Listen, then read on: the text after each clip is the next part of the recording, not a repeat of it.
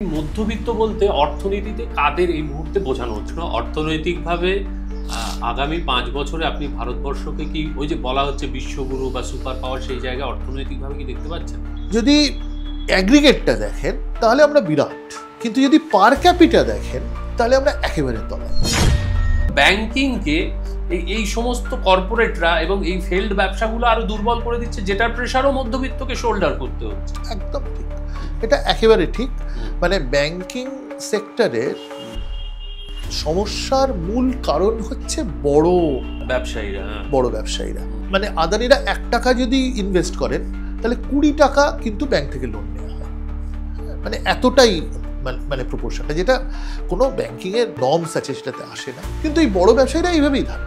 এবার যদি ব্যবসাটা ফল করে সেটার দায় কিন্তু এদের ঘাড়ে পড়ে না, পড়ে একেবারে সাধারণ মানুষের উপর। আমার আপনার পাঞ্জাব, হরিয়ানা, উত্তরপ্রদেশের যে চাষিরা আছেন তারা বিপুল বড় লোক, মানে তাদের মধ্যবিত্তও বলা যায় না, এতটাই বড় লোক।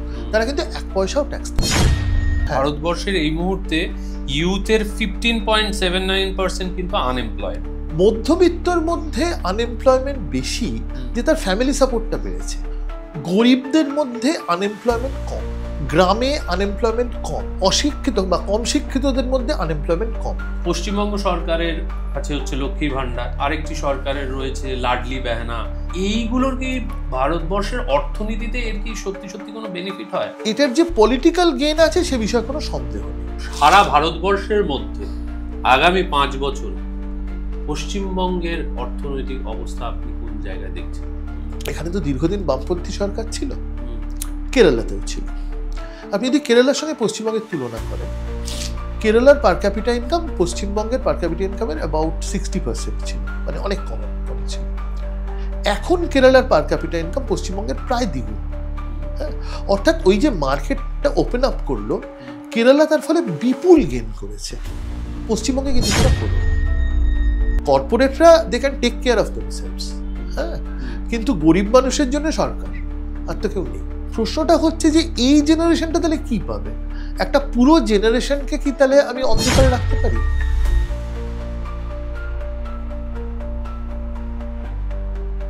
Hello and welcome to Time and Tide podcast with Sourav. আমরা সকলেই তো মধ্যবিত্ত, আমি, আপনি, আমরা সবাই। কিন্তু দিন যত যাচ্ছে আমাদের জীবন তত কঠিন থেকে কঠিনতর হয়ে উঠছে। কি তার কারণ, কি তার সম্ভাব্য সমাধান, এই সব কিছু নিয়ে আমাদের আজকের এপিসোড। এবং আজকে আমাদের অতিথি বিশিষ্ট অর্থনীতিবিদ Abhirup Sarkar. Sir, welcome to the show. নমস্কার। আচ্ছা, দিন যত যাচ্ছে, সময় যত গড়াচ্ছে, মধ্যবিত্তের জীবন তত কঠিন থেকে কঠিনতর হয়ে উঠছে। তবে সেই মধ্যবিত্ত জীবনযাপনে ঢোকার আগে আমার যেটা প্রথমেই আপনার থেকে জেনে নেওয়া দরকার, ভারতবর্ষ এবং আমাদের প্রতিবেশী রাষ্ট্রের মধ্যে একটা সম্ভাব্য যুদ্ধ পরিস্থিতির সৃষ্টি হয়েছিল। সেই যুদ্ধ পরিস্থিতিও কি একটা দেশের অর্থনীতিকে প্রভাবিত করে? সে তো করেই, অবশ্যই করে। ঠিক কিভাবে করবে সেটা আগে থেকে বলা শক্ত। অর্থাৎ যুদ্ধটা যদি অনেক দিন চলে তাহলে এক ধরনের প্রভাব দেখতে পাবো, আর যুদ্ধটা যদি অল্প কয়েকদিনে শেষ হয়ে যায় তাহলে অন্য এক ধরনের প্রভাব। এক্ষেত্রে মনে হচ্ছে যুদ্ধটা হয়তো খুব বেশি দিন চলবে না। সেক্ষেত্রে কিছু শর্ট রান এফেক্ট শেয়ার বাজারে, বা কেউ কেউ হয়তো কিছু কিছু জিনিস হোল্ড করার চেষ্টা করছেন, সেটাও হচ্ছে, একেবারে হচ্ছে না তা নয়। কিন্তু সেগুলো খুব টেম্পোরারি আর কি, সেগুলো খুব খুব বেশি দিন এর প্রভাব থাকবে বলে আমার মনে হয় না। অনেক ক্ষেত্রে গুজব শোনা যায় বা অনেক মানুষ বলাও শুরু করেছেন, এই সময় কি সাধারণ মানুষের, অর্থাৎ যুদ্ধ পরিস্থিতিতে কি সাধারণ মানুষের বেশি করে ক্যাশ তুলে রেখে দেওয়া উচিত, কারণ ব্যাংক বন্ধ হয়ে যেতে পারে? না না, সেরকম অবস্থা একেবারেই হয়নি। এবং এখন আধুনিক যা কমিউনিকেশন সিস্টেম, তাতে যুদ্ধ অনেকটা গড়ালেও সেই ধরনের ক্যাশ তুলে রাখার কোনো প্রশ্নই ওঠে না। আসলে সাধারণ মানুষের একটু প্যানিক করার প্রবণতা থাকে, সেটা কিন্তু ক্ষতিকারক, সেটা সবার জন্য ক্ষতিকারক। যারা প্যানিক করছেন তাদের জন্য তো বটেই, কিন্তু অন্য লোকদের জন্যেও। মানে কেউ প্যানিক করে যদি 25 কিলো চাল মানে তুলে রাখেন তাহলে চালের দাম বেড়ে যাবে হট করে। এবং কিছু মানুষ অবশ্যই চাল মানে মজুত করতে শুরু করেছিলেন। কিন্তু এইটা হচ্ছে ওই প্যানিক, মানে কিছু মানুষের অন্তর্নিহিত একটা ভয় পাওয়ার প্রবণতা থাকে, সেটার আমার মনে হয় না কোনো ভিত্তি আছে বলে। ওকে, আমরা আমাদের মূল টপিকে ফিরি আজকে। ভারতবর্ষে যত দিন যাচ্ছে তত, আমি তো মধ্যবিত্ত শ্রেণীর মধ্যে পড়ি, সবার আগে জেনে নিই মধ্যবিত্ত বলতে অর্থনীতিতে কাদের এই মুহূর্তে বোঝানো হচ্ছে, মানে কারা মধ্যবিত্ত? এটা বলা খুব শক্ত, সত্যি কথা বলতে কি।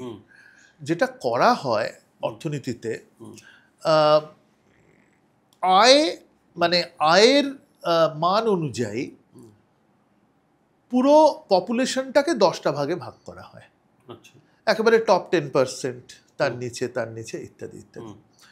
এবার আমাদের দেশে আমরা মধ্যবিত্ত বলতে যাদের বুঝি, তারা একেবারে ওপরের, আমার ধারণা 20%, অন্তত 20%, তার নিচে আর নয়। কারণ আমি যদি মধ্যবিত্ত বলতে ঠিক মধ্যটা নিই, 50%, যারা রয়েছেন তাদের অবস্থা ভালো নয়। তাদের খুব টেনেটুনে নিম্ন মধ্যবিত্ত যদি বা বলা যায়, মানে বলাটা ঠিক হবে না।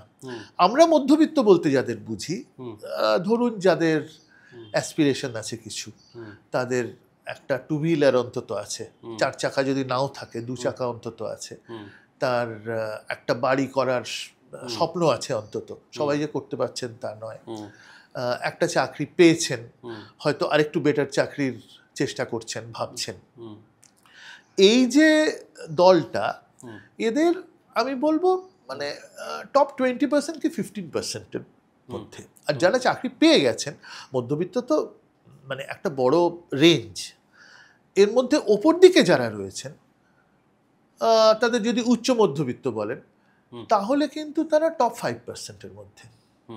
অর্থাৎ মধ্যবিত্তরা আমাদের দেশের নিরিখে মোটামুটিভাবে বলতে গেলে, এটা হয়তো ভালো শোনাবে না কিন্তু এটাই সত্য, যে তারা প্রিভিলেজড ক্লাস। তারা কিন্তু খুব মানে আন্ডার প্রিভিলেজ নন। কারণ আমাদের দেশে তো প্রচুর গরিব মানুষ আছেন, তাদের তুলনায় মধ্যবিত্তরা মোটামুটি ভালো আছেন। আসলে এই যে মধ্যবিত্ত ব্যাপারটা আমি আরেকটু বলি, আমরা দুভাবে তুলনাটা করতে পারি। একটা বলতে পারি যে ধরুন 50 বছর আগে কি 40 বছর আগে মধ্যবিত্তরা যেরকম ছিলেন, সেই তুলনায় এখন কেমন আছেন। আর আরেকটা বলতে পারি যে ইনকাম ডিস্ট্রিবিউশনের বিভিন্ন স্তরে, মানে স্তরের সঙ্গে তুলনা করলে মধ্যবিত্তরা কেমন আছেন। এখন আমরা যদি এই সময়ের পরিপ্রেক্ষিতে দেখি, মধ্যবিত্তদের অবস্থা কিন্তু অনেক ভালো হয়েছে, এ বিষয়ে কোনো সন্দেহ নেই। মানে আমি আমার ব্যক্তিগত অভিজ্ঞতা থেকে বলতে পারি, আমি একেবারেই একটা মধ্যবিত্ত পরিবারের বড় হয়েছি, জন্মেছি, বড় হয়েছি। আমার বাবা সরকারি চাকরি করতেন, মা কিছু করতেন না। তো আমাদের যে ধরনের জীবনযাপনের মান ছিল, সে তুলনায় এখন তো আমাদের জীবনযাপনের মান অনেকটা বেড়ে গেছে, অনেকটাই বেড়ে গেছে। তার একটা কারণ হতে পারে যে মধ্যবিত্ত পরিবারে এখন বেশিরভাগ পরিবারই ডাবল ইনকাম, দুজনেই রোজগার করেন, এটা একটা বড় ভরসা। কিন্তু সেটা ছাড়াও আমাদের প্রত্যেকেরই একটা নিজেদের মতো করে একটা বাসস্থান, অনেকেরই, বেশিরভাগেরই আমি বলবো একটা যানবাহন কিছু একটা আছে। বিদেশ যাওয়াটা তো খুব, মানে বিদেশে বেড়াতে যাওয়াটা, আমি মানে পড়াশোনা বা কাজের জন্য বলছি না, বেড়াতে যাওয়াটা খুব কমন হয়ে গেছে মধ্যবিত্তদের। মানে ধরুন আমি একটা উদাহরণ দিচ্ছি, আমার স্ত্রী একটা কলেজের প্রিন্সিপাল, লেডি ব্রেবন কলেজের। তো ওর যে কলিগ যারা, তারা কিন্তু অনেকেই ইউরোপ বেড়াতে যান ছুটিতে, অনেকেই, মানে এটা খুব খুব কমন, কি আফ্রিকা একটা সাফারি ইত্যাদি। তো এইগুলো তো আগে ভাবাই যেত না, সেক্ষেত্রে তো পাল্টেছে অনেক কিছু, না? না, কিন্তু লাস্ট বছর 2023-24 ফাইন্যান্সিয়াল ইয়ারে 8.09 কোটি ভারতীয় ফাইল করেছিলেন ইনকাম ট্যাক্স, 143 কোটি ভারতবাসীর মধ্যে।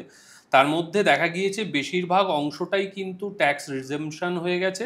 তারপর মানে 4.9 CR লোক যারা জিরো ইনকাম ট্যাক্স ফাইল করেছেন, বাকি যে অংশটুকু তারা ট্যাক্স দিয়েছেন। এবং ভারতবর্ষের তার মানে কি, ভারতবর্ষের অর্থনীতির যে যাবতীয় ধরুন রাষ্ট্রের যা খরচ বা যাবতীয় খরচ, এটা এই সামান্য যে অংশটুকু পড়ে রয়েছে এদের ঘাড়ের ওপরই বোঝা হয়ে চেপে বসছে না?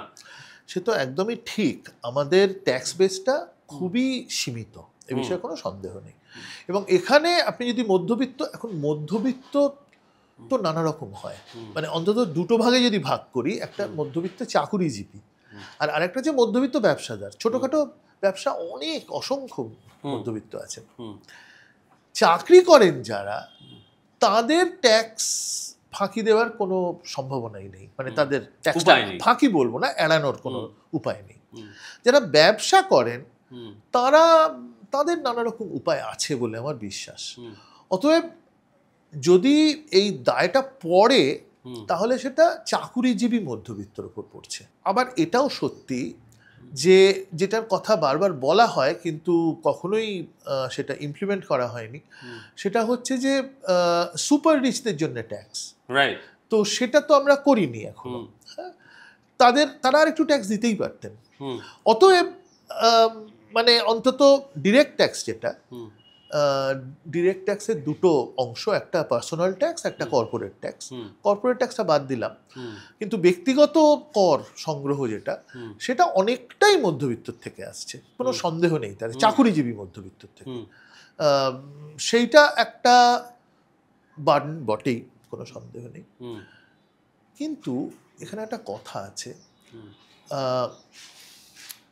সরকার এটা নিয়ে ওয়াকিবহাল যে আমাদের ট্যাক্স বেসটা খুব বেশি বাড়ানো যাচ্ছে না।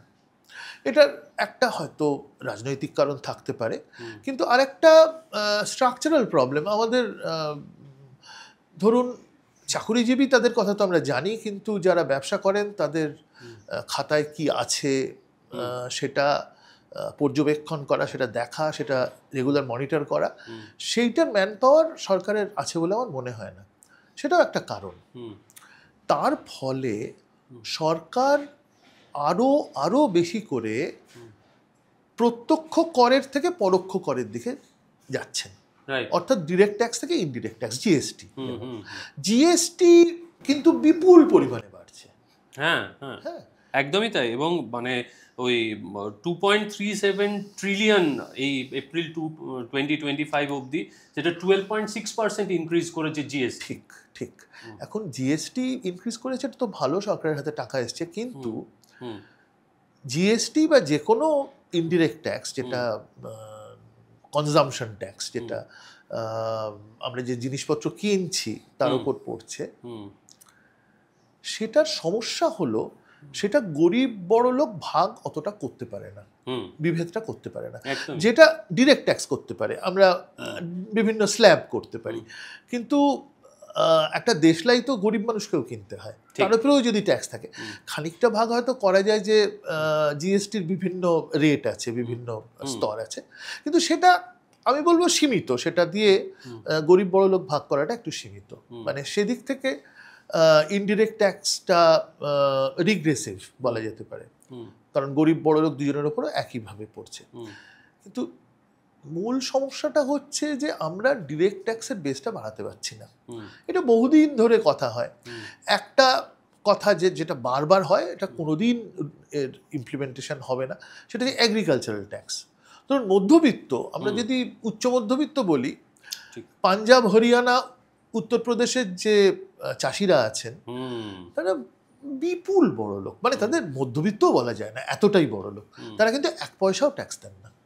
হ্যাঁ, ওই ট্যাক্সটা স্টেটের সাবজেক্ট না, এগ্রিকালচারটা স্টেটের সাবজেক্ট, অতএব ইনকাম ট্যাক্সটা সেন্টারের সাবজেক্ট, অতএব তারা সেটা দেবেন না। এইসব নিয়ে এবং মানে নিজেকে কৃষক ডিক্লেয়ার করে অনেক মানুষ অনেক রকম সুবিধা নিয়েছে, অনেক সুবিধা আছে। অমিতাভ বচ্চনই নিজেকে কৃষক ডিক্লেয়ার করে একটা বিরাট পরিমাণ জমি কিনেছেন। রিসেন্টলি আরো একজন, আমি নাম বলছি না, একজন বিখ্যাত ক্রিকেটারের কন্যা, তিনি নিজেকে কৃষক দাবি করে একটা বিরাট জমি কিনে নিয়েছেন, ফলে তারা ট্যাক্সের আওতার বাইরে থেকে যাচ্ছেন। কিন্তু এই চাকুরিজীবী মধ্যবিত্ত শহুরে মধ্যবিত্তর ওপর তো এবার ফাঁসের মতো ক্রমশ মানে পড়ে পড়ে মার খাচ্ছে, কিছু করার নেই।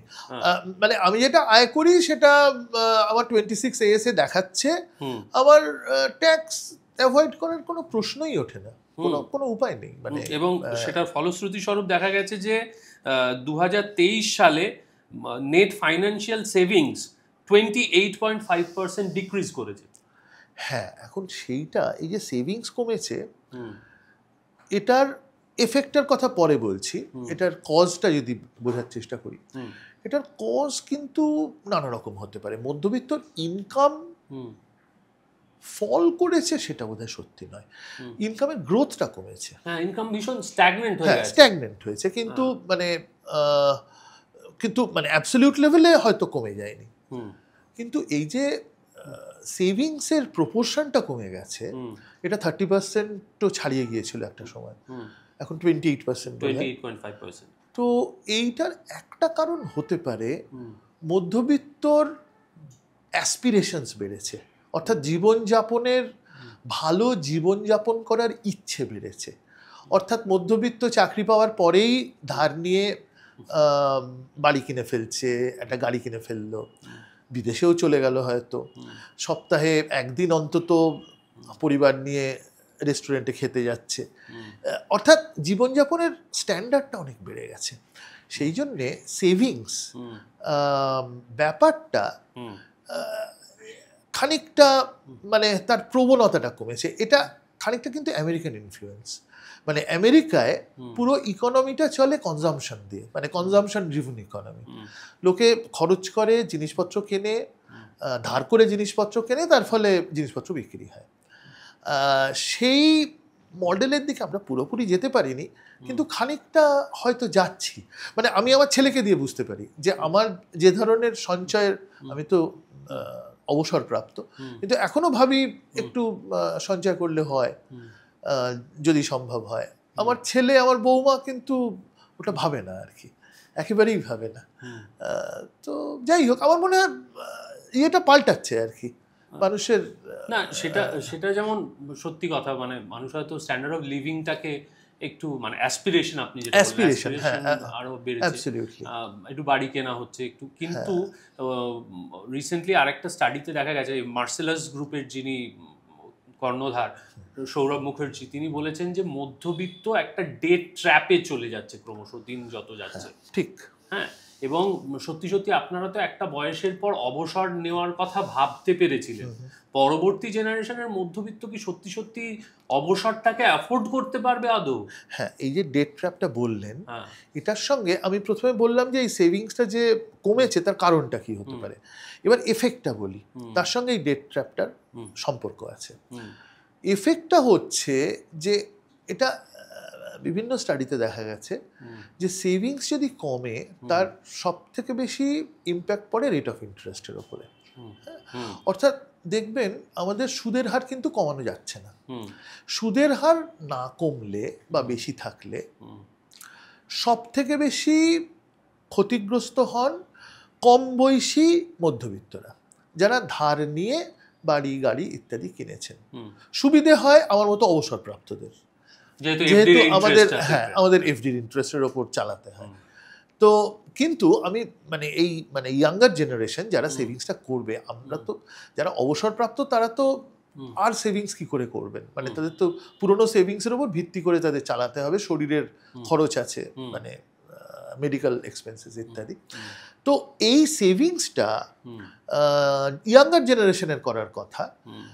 তারা একটা কারণ তাদের সেভিংসটা কমছে, কারণ রেট অফ ইন্টারেস্টটা তো মানে কিছুতেই কমছে না। তার ফলে তাদের যে ডেট ট্র্যাপ যেটা বললেন, তারা যে কিনেছেন ধার নিয়ে বাড়ি বা অন্য কোনো অ্যাসেট, তাদের কিন্তু বার্ডেনটা বেড়ে যাচ্ছে। এটা একটা কারণ, এবং এটার কারণ আমার মনে হয় ইন্টারেস্ট রেটটা কমছে না। এবং মানে দিনের পর দিন এই একের পর এক এই যে প্রেশার আসছে, সেটার ফলস্বরূপ দেখা যাচ্ছে যে লোনগুলোর কথা মধ্যবিত্ত আগে ভাবতো না, সেই লোনগুলোর কথা মধ্যবিত্তকে ভাবতে হচ্ছে। যেমন গত ফাইন্যান্সিয়াল ইয়ারে গোল্ড লোন ডাবল হয়ে গেছে। আগে মানুষ সোনা দিয়ে মানে সোনা বন্ধক রেখে টাকা খুব ক্রাইসিসে না পড়লে করতো না, কিন্তু সেটা যত দিন যাচ্ছে সেটা দ্রুত বেড়ে যাচ্ছে। এটার মাধ্যমেও তো কোথাও গিয়ে বোঝা যাচ্ছে যে মধ্যবিত্ত নিজের আয় এবং ব্যয়ের সাম্য রেখে উঠতে পারছে না। হ্যাঁ, সেটা একভাবে দেখা যায়, কিন্তু আমার ব্যক্তিগত ধারণা মধ্যবিত্তর সোনার প্রতি যে মোহ, ধরুন বাঙালি মধ্যবিত্তর, সেটাও কিন্তু কমেছে। অর্থাৎ মানে বাড়িতে গয়নাগাটি থাকা, হ্যাঁ, এইটা তো মানে ফ্যামিলিয়ার লুম, এটা মানে একেবারে দুর্দিন ছাড়া এটাকে কখনোই ভাঙানো যাবে না, এই ধরনের একটা বোধ আমাদের ছিল। এখন মধ্যবিত্ত কিন্তু অনেকেই মনে করে ওই যে সোনাটা পড়ে আছে ওটা কি কাজে লাগছে, হ্যাঁ, ওটা তো কোনো কাজেই লাগছে না, এবং সেইটাকে কাজে লাগানোর জন্যও অনেকে গোল্ড লোন নিচ্ছেন। অর্থাৎ হয়তো মা ঠাকুমার গয়না মানে উত্তরাধিকার সূত্রে পাওয়া গেছে, সেটাকে অনেকে বাধা দিয়ে টাকা নিচ্ছেন, তাই দিয়ে তাদের যে জাগতিক সুখ সুবিধে যেগুলো তারা চাইছেন সেগুলো পেতে চাইছেন। অর্থাৎ আমি বলবো যে মানে সোনার প্রতি অ্যাটিটিউডটা পাল্টেছে, কিন্তু তার মানে এই নয় যে সোনাকে কম মূল্যবান মনে করছেন। অনেক ক্ষেত্রে, যেটা ধরুন সাউথ ইন্ডিয়া বা ইভেন নর্থ ইন্ডিয়াতে আগেই দেখা গেছে, সোনাকে স্পেকুলেটিভ পারপাসে ব্যবহার করা হচ্ছে। স্পেকুলেটিভ পারপাস মানে ধরুন গয়না নয়, সোনার কয়েন কিনে রাখা হলো, এবং সোনার দাম তো সাংঘাতিক বাড়ছে। হ্যাঁ, ভয়ঙ্কর সোনার দাম তো মানে এই মানে যত আপনার শেয়ার মার্কেট ফল করছে তত সোনার দাম বাড়ছে, কারণ লোকে তো সোনায় শিফট করছে। হ্যাঁ, তো সোনার দাম যেহেতু বাড়ছে, সোনা is a very good investment. হ্যাঁ, সোনা is a very good investment. এখন সেটা একদিকে, আবার উল্টো দিকে সোনা গয়না মানে বাধা দিয়ে লোন, এবং সেই লোন নিয়ে মানে অনেকেই মনে করেন যে সোনার গয়নাটা, আমি তো বাইরে আজকাল তো সোনার গয়না পরা যায় না, মানে এত মানে ইনসিকিউরড, অনেকেই বেশিরভাগই আমি বলবো সোনার গয়না পরেন না। নানা রকম নকল হয়েছে যেগুলো সোনার গয়নার মতো দেখতে। তো সেই সোনার গয়নাটা যেহেতু তেমন কাজে লাগছে না, অনেকেই আর দ্বিধা করছেন না ওটাকে বাধা দিয়ে একটা লোন নিতে। লোন নিয়ে হয়তো একটা বাড়ি কিনলেন কি একটা গাড়ি কিনলেন, এবং গাড়ির মডেল চেঞ্জ করছে মানুষ তাড়াতাড়ি। আপনার কথার সঙ্গে আমি সামহাউ সম্পূর্ণ একমত হতে পারছেন, তার কারণ আমি ফ্রিল্যান্সার, আমি দিন প্রতি টাকা পাই, মানে যেদিন অভিনয় করি সেদিন টাকা পাই, যেদিন অভিনয় করি না সেদিন টাকা পাই না। খুব সিম্পল। বিগত প্রায় বছর 5 ধরে এমন একটা সিচুয়েশন হয়েছে, পোস্ট কোভিড এমন একটা সিচুয়েশন হয়েছে, আমাদের আগে বছরে অন্তত করে আমরা একটু একটু করে টাকা বাড়াতে পারতাম। এখন লাস্ট ধরুন বছর 4 টাকা বাড়ানোর কথা বললেই সেটা একটা বিরাট সমস্যার জায়গা তৈরি হচ্ছে। মানে কাজ পাবো কি পাবো না এরকম জায়গাতেও আমরা কোনো কোনো সময় পৌঁছে যাচ্ছি। এটার কিন্তু একটা কারণ হতে পারে, আপনি তো আপনার সেক্টরটা দেখছেন, হ্যাঁ, আপনার সেক্টরে কম্পিটিশন ভীষণ বেড়েছে, সাংঘাতিক কম্পিটিশন। কিন্তু ধরুন অন্য সেক্টরগুলোতেও তো মানে স্যালারি দেখা যাচ্ছে 3.5%, 4.2% এই ধরনের স্যালারি হাইক হয়েছে, যেখানে ইনফ্লেশনকেই তারা বিট করতে পারছে না। না, যেটা হয়েছে, যেটা আমি বললাম, মানে মধ্যবিত্ত তো নানা স্তর আছে, ওপর দিকে কিন্তু মানে স্যালারি হাইক আরো বেশি হয়েছে, তলার দিকে অতটা হয়নি, অবশ্যই হয়নি। এখন মানে আমি যেটা বলতে চাইছি সেটা হচ্ছে যে মধ্যবিত্তর অবস্থা আগের তুলনায়, আগে মানে ধরুন ওই 30, 40, 50 বছর আগের তুলনায় ডেফিনেটলি ভালো হয়েছে, কিন্তু তাদের যে গ্রোথ, মানে যেটা আরো উন্নতি, সেই উন্নতিটা কমে গেছে। সেটার কারণ, একটা বড় কারণ, এই পিকেটি বলে একজন অর্থনীতিবিদ আছেন, খুব নাম করা, তিনি মানে ইনইকুয়ালিটি নিয়ে তার কাজ মূলত। তিনি ভারতীয় ডেটা নিয়ে অনেকটা কাজ করেছেন, এবং তিনি সামহাউ ইনকাম ট্যাক্স ডেটার একটা পেয়েছেন, অ্যাক্সেস পেয়েছেন, যেটা সাধারণত পাওয়া যায় না। তো উনি বলছেন যে এই যে ধরুন স্বাধীনতার পর থেকে মিড 80s যদি দেখি, তখন আমাদের অর্থনীতির বৃদ্ধি এটা মোটামুটি স্থবির ছিল, খুব বেশি বাড়েনি, মানে গ্রোথ প্রায় হয়নি বললেই চলে, খুব অল্প হারে হয়েছে। কিন্তু তখন ইনইকুয়ালিটি অনেক কম ছিল, অর্থাৎ কিনা তখন মধ্যবিত্ত যা উচ্চবিত্ত তার থেকে একটু বেশি, গরিব মানুষ খারাপ, চিরকালই খারাপ, কিন্তু মধ্যবিত্তর অবস্থাটা তার ওপরের যে স্তর রয়েছে তাদের তুলনায় এতটা মধ্যবিত্ত পিছিয়ে পড়েনি। এই যে গ্লোবালাইজেশন শুরু হলো ধরুন মিড 80s থেকে, মিড 80sই বলবো, রাজীব গান্ধী শুরু করলেন, সেখান থেকে শুরু করে এখন অবধি যদি দেখি গ্রোথ অনেক বেড়েছে, গ্রোথ রেট অনেকটা বেড়েছে, কিন্তু ইনইকুয়ালিটি সাংঘাতিক বেড়েছে। অর্থাৎ আপনি যেটা বলছেন আমার মনে হচ্ছে মধ্যবিত্তর ইনকাম বা ধরুন ভোগ কনজামশন যে হারে বেড়েছে, উচ্চবিত্তর কনজামশন বা ইনকাম, কনজামশন তো ওদের অতটা বাড়ে না, ইনকামই ধরুন, ইনকামটা অন্তত 20 গুণ হারে বেশি বেড়েছে, অনেকটা বেশি বেড়েছে। তো এটা যদি হয় তাহলে রিলেটিভলি দেখতে গেলে, তুলনামূলকভাবে দেখতে গেলে ডেফিনেটলি মধ্যবিত্তের অবস্থা খারাপ হয়েছে তার উপরের স্তরের তুলনায়। হ্যাঁ, তো সেইটা সত্যি। এখন আর কিন্তু আপনি যেটা বললেন সেটার সঙ্গে আমি একটু দ্বিমত হচ্ছি। ধরুন আগে, ধরুন even late 60s early 70s দেখবেন তখন সিনেমা, উপন্যাস সবেতেই এই বেকার যুবক, এই নকশাল আমল, বেকার যুবক, কাজ নেই, হ্যাঁ, এই ব্যাপারটা বারবার আসতো। আমার বিশ্বাস, আমি জানি না, ভুল করতে পারি, কিন্তু আমার ধারণা এখন একেবারে বেকার কেউ বসে থাকেন না, কিছু না কিছু করেন, মানে একেবারে রকে বসে আড্ডা দিচ্ছে কিচ্ছু না করে, এই সংখ্যাটা খুব কমে গেছে। অর্থাৎ অপরচুনিটিস কিন্তু বেড়েছে, কম্পিটিশন মারাত্মক বেড়েছে, কোনো সন্দেহ নেই। এটা কন্ট্রা আরেকটা লজিক হচ্ছে, ভারতবর্ষের এই মুহূর্তে ইউথের 15.79% কিন্তু আনএমপ্লয়েড, এবং মানে এখানে আনএমপ্লয়মেন্টটা আমি একটু বলি। হ্যাঁ, এখানে একটু আনএমপ্লয়মেন্ট যখন আমরা বলি না, একটা গোলমেলে ব্যাপার আছে। কি আছে বলছি, ধরুন আপনি দেখবেন, যদি আপনি আনএমপ্লয়মেন্ট ফিগার দেখেন, গরিবদের মধ্যে আনএমপ্লয়মেন্ট কম, গ্রামে আনএমপ্লয়মেন্ট কম, অশিক্ষিত বা কম শিক্ষিতদের মধ্যে আনএমপ্লয়মেন্ট কম। হ্যাঁ, এটার কারণ হচ্ছে যে যার একটু অবস্থা ভালো সে যে কোনো চাকরি তো নেবে না, সে অপেক্ষা করবে, কারণ তার বাড়ির একটা সাপোর্ট আছে।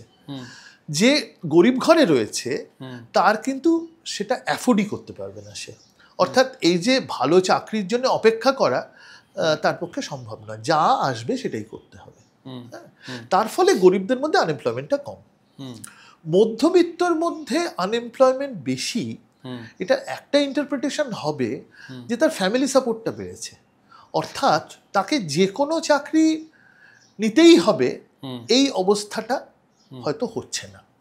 মানে আমি একবারও বলছি না যে তারা খুব ভালো আছেন, যারা আনএমপ্লয়েড তারা মোটেই ভালো নেই, সেটা তো অবশ্যই নয়, কিন্তু এটাও সত্যি যে আগের তুলনায় ফ্যামিলি সাপোর্ট বেড়েছে, অর্থাৎ কিছু না কিছু তাকে মানে করতেই হবে এরকম না, তা সে আরেকটু অপেক্ষা করতে পারে। মানে ডেটাটা যদি দেখেন, আনএমপ্লয়মেন্টটা যত বয়স বাড়ে, আপনি যদি এজ গ্রুপ দেখেন, যত বয়স বাড়ে তত আনএমপ্লয়মেন্ট রেট কমে। তার একটা কারণ হতে পারে হয়তো চাকরি পেয়ে যায়, আর একটা কারণ হতে পারে যা মানে এতদিন চাকরি পেলো না, এবার যেটা পেলো সেটা নিয়ে নিল, সেটাও হতে পারে। অর্থাৎ আনএমপ্লয়মেন্ট বেড়েছে মানে অ্যাবসলিউট সেন্সে মধ্যবিত্ত খুব অসুবিধার মধ্যে আছে, এই ইন্টারপ্রিটেশনটা একটু ড্রাস্টিক হয়ে যাবে আমার মনে হয়, কারণ এটার মধ্যে অনেকগুলো স্তর আছে, অনেকগুলো কি বলবো নুয়ান্সেস আছে। এবং একটা যেটা বললাম যে আনএমপ্লয়মেন্ট বাড়া মানে ওই আমি আমার মনের মতো চাকরিটা পাচ্ছি না, এই আর কি। হ্যাঁ, কিন্তু এটাও ঠিক একই সঙ্গে বলবো যে চাকরির অনিশ্চয়তাটা অনেক বেশি বেড়েছে। আগে ধরুন একটা সে সরকারি চাকরি হোক বা মানে মার্চেন্ট অফিসে একটা কেরানিগিরিতে ঢুকলে সারা জীবন চলে যেত, মানে চাকরিটা যাবে না। এখন তো সেই ভরসাটা নেই। ইভেন সরকারে কন্ট্রাকচুয়াল নেওয়া হচ্ছে, সরকার কিন্তু রেগুলার পোস্ট ভর্তি করে না, এটা সারা ভারতবর্ষে, মানে সেটা সেন্ট্রাল গভর্নমেন্ট, স্টেট গভর্নমেন্ট সবাই। তার ফলে ওই অনিশ্চয়তাটা থেকে যাচ্ছে। অর্থাৎ আমি বলবো যে মানে দুটো সমস্যা, একটা হচ্ছে যে অনিশ্চয়তা বেড়েছে যেটা বললাম, আর 2 নম্বর হচ্ছে যে মনের মতো চাকরি পাচ্ছি না। হ্যাঁ, এখন সেইটাকে আনএমপ্লয়মেন্ট হিসেবে আমি রিপোর্ট করতে পারি। হ্যাঁ, ধরুন আমি টুকটাক ফ্রিল্যান্স এটা ওটা করছি, কিন্তু আমি নিজেকে আনএমপ্লয়েড মনে করছি। হ্যাঁ, সেটা হতেই পারে। অর্থাৎ এই যে ফিগারটা, এটা কাদের ফিগার সেটা ন্যাশনাল ডেটা আর্কাইভ। হ্যাঁ, সেইটা এখন যেটা হয়েছে আপনার ওই পিরিয়ডিক সার্ভে অফ লেবার, হ্যাঁ, সেখানে আপনি যদি দেখেন এই আনএমপ্লয়মেন্ট রেটটাই গরিবদের মধ্যে অনেক কম। হ্যাঁ, সেক্ষেত্রে ওই মানে সার্চ করার যে প্রবণতাটা ফর আ বেটার জব, সেইটা হয়তো বাড়তে পারে আর কি। হ্যাঁ, এই আর কি, মানে আমি আনএমপ্লয়মেন্ট আছি মানে আমি আমার মনের মতো চাকরি পাচ্ছি না, এটা হতে পারে, এটা একটা পসিবল ইন্টারপ্রিটেশন। প্রচুর ওয়েলফেয়ার স্কিমস আছে, যে স্কিমসগুলোতে সরাসরি সাধারণ মানুষের কাছে টাকা পৌঁছে দেওয়া হয়। যেমন পশ্চিমবঙ্গ সরকারের আছে হচ্ছে লক্ষ্মী ভাণ্ডার, আরেকটি সরকারের রয়েছে লাডলি বেহানা, তেলেঙ্গানার কিছু, সবারই আছে। এইগুলোর কি ভারতবর্ষের অর্থনীতিতে এর কি সত্যি সত্যি কোনো বেনিফিট হয়? আচ্ছা দেখুন, আপনি যদি কোনো ব্যবসায়ীকে জিজ্ঞেস করেন বা ইভেন কর্পোরেটের কাউকে জিজ্ঞেস করেন, চাকুরিজীবী, তিনি বলবেন যে এটা টোটালি ওয়েস্ট। হ্যাঁ, এটা একমাত্র পলিটিক্যাল গেইন ছাড়া আর কোনো গেইন নেই। এটার যে পলিটিক্যাল গেইন আছে সে বিষয়ে কোনো সন্দেহ নেই। হ্যাঁ, সেটা যে কেউ মানবেন। প্রশ্ন হচ্ছে যে পলিটিক্যাল গেইন ছাড়াও অন্য কোনো গেইন আছে কিনা। এবার দেখুন, এটা তো ঠিক যে আমাদের দেশের একটা বড় অংশ মানুষ অসম্ভব দারিদ্র্যের, মানে এখন দারিদ্র্যটা কমেছে কিন্তু তাও খুব কষ্টের মধ্যে থাকেন, মানে কোনো সন্দেহ নেই। এবার যদি বলি যে এই টাকাটা ধরুন লক্ষ্মীর ভাণ্ডারে না দিয়ে সরকার ইনভেস্ট করলো, ধরুন ইনফ্রাস্ট্রাকচারে, তার ফলে ইনভেস্টমেন্ট হলো, ভালো ইনফ্রাস্ট্রাকচার, রাস্তাঘাট ইত্যাদি তৈরি হলো, তার ফলে কর্পোরেটরা এসে ইনভেস্ট করলো, তার ফলে কর্মসংস্থান হলো ইত্যাদি। লং রানে দেখলে হ্যাঁ এটাতে গ্রোথ বেশি হবে, ঠিকই, কিন্তু এই পুরো জিনিসটা হতে হতে যদি আদৌ হয়, হতে হতে অনেকটা সময় লাগবে, অন্তত 10 বছর 20 বছর। 1 2 নম্বর হচ্ছে এর ফলে যারা লাভবান হচ্ছেন তারা লক্ষ্মীর ভাণ্ডার যারা পাচ্ছেন সেই লোকগুলো নাও হতে পারে। অর্থাৎ লক্ষ্মীর ভাণ্ডার যারা পাচ্ছেন তারা তো একেবারেই ধরুন যেসব মহিলারা, তাদের একটা ইন্ডাস্ট্রি হলে, কর্পোরেট হলে সেখানে গিয়ে কাজ করার বা পাওয়ার সম্ভাবনা খুবই কম। হ্যাঁ, সেক্ষেত্রে প্রশ্ন হচ্ছে যে আমি যদি লাডলি বেহানা বা লক্ষ্মীর ভাণ্ডার গোছের না দিই, মানে এই ধরনের ডিরেক্ট বেনিফিট স্কিম যদি বন্ধ করে দিই, তাহলে একটা জেনারেশনকে পুরোপুরি অন্ধকারে থাকতে হচ্ছে। সেইটা কি ফেয়ার? আমার সেটাই প্রশ্ন। আমি যদি ধরেও নিই যে ভবিষ্যতে যদি এই টাকাটার অল্টারনেটিভ কি, ইনভেস্ট করলাম, ধরুন ভবিষ্যতে এই ইনভেস্টমেন্টটা এতটাই ভালো হলো যে এরা সবাই কাজ পেল, কিন্তু এরা তো পাবে না, এদের ছেলেমেয়েরা পাবে। হ্যাঁ, প্রশ্নটা হচ্ছে যে এই জেনারেশনটা তাহলে কি পাবে? একটা পুরো জেনারেশনকে কি তাহলে আমি অন্ধকারে রাখতে পারি? বিশেষ করে মহিলাদের আমাদের সোসাইটিতে মহিলারা পিছিয়ে আছে, মানে নানাভাবে, কোনো সন্দেহ নেই। তাদের জন্যে সরাসরি কিছু করা, আমার মনে হয় এটার একটা এথিক্যাল দিক আছে। এটা সরাসরি অর্থনীতির গ্রোথ দিয়ে এটাকে মেজার করা যাবে না। হ্যাঁ, কিন্তু এটার মানে আফটার অল অর্থনীতির গ্রোথ তো মানুষের ভালো হওয়ার জন্যে। হ্যাঁ, সরাসরি যদি লোকের হাতে টাকা আসে তাহলে তারা খরচা করছেন, তার ফলে অর্থনীতি আরও চাঙ্গা হচ্ছে, সেইটাও একটা আছে। আমি সেটার মধ্যে অতটা যাচ্ছি না, কিন্তু সেটা আছে অবশ্য, সেটা নেই তা নয়। তার কারণ এরা অনেকটা টাকাই খরচা করে ফেলবেন, মানে জমানোর প্রবণতা কম হবে, সেটাতে রুরাল ইকোনমি একটা চাঙ্গা ভাব আসতে পারে। কিন্তু সেটা ছেড়ে দিলেও সরাসরি এদের কিছু অনুদান দেওয়ার আমি সপক্ষে। তার কারণ হচ্ছে এদের কথাও তো আমাদের ভাবতে হবে, মানে সরকারের তো একটা দায়িত্ব আছে এদের প্রতি। হ্যাঁ, সরকার তো এদের কথাই ভাববে। সত্যি কথা বলতে কি, কর্পোরেটরা they can take care of themselves, হ্যাঁ, কিন্তু গরিব মানুষের জন্য সরকার আর তো কেউ নেই। অতএব আমি এটার বিরুদ্ধে নই। আচ্ছা, কিন্তু ক্যান উই অ্যাফোর্ড ইট? দেখুন, অ্যাফোর্ড করাটা তো ডিপেন্ড করছে আপনার কত টাকা আছে। মহারাষ্ট্র বেশি অ্যাফোর্ড করতে পারে পশ্চিমবঙ্গের থেকে। যেটার আমি বিরোধিতা করব বা বলবো যে এটা করা ঠিক নয়, সেটা হচ্ছে এটা যদি ধার করে করা হয়। হ্যাঁ, পশ্চিমবঙ্গের ক্ষেত্রে তো ধার করে না, সেইটা চট করে বলা যাবে না। ধার নানা কারণে হয়। হ্যাঁ, মধ্যবিত্তদের মাইনে দেওয়ার জন্য ধার হয়। হ্যাঁ, কোনটার জন্য ধারটা করা হচ্ছে এটা চট করে বলা যাবে না। হ্যাঁ, কিন্তু যদি ধরুন এরকম দেখি যে এই ধরনের স্কিমে টাকা বাড়লো, তার সঙ্গে এত টাকা ধার হলো, সেইটা অ্যাভয়েড করা উচিত। তার কারণ এটা তো ডিরেক্ট কোনো বেনিফিট আপনি পাচ্ছেন না যার থেকে ধারটা শোধ দিতে পারেন। তাতে আপনার মানে অন্য জায়গা থেকে ধারটা শোধ দিতে হবে।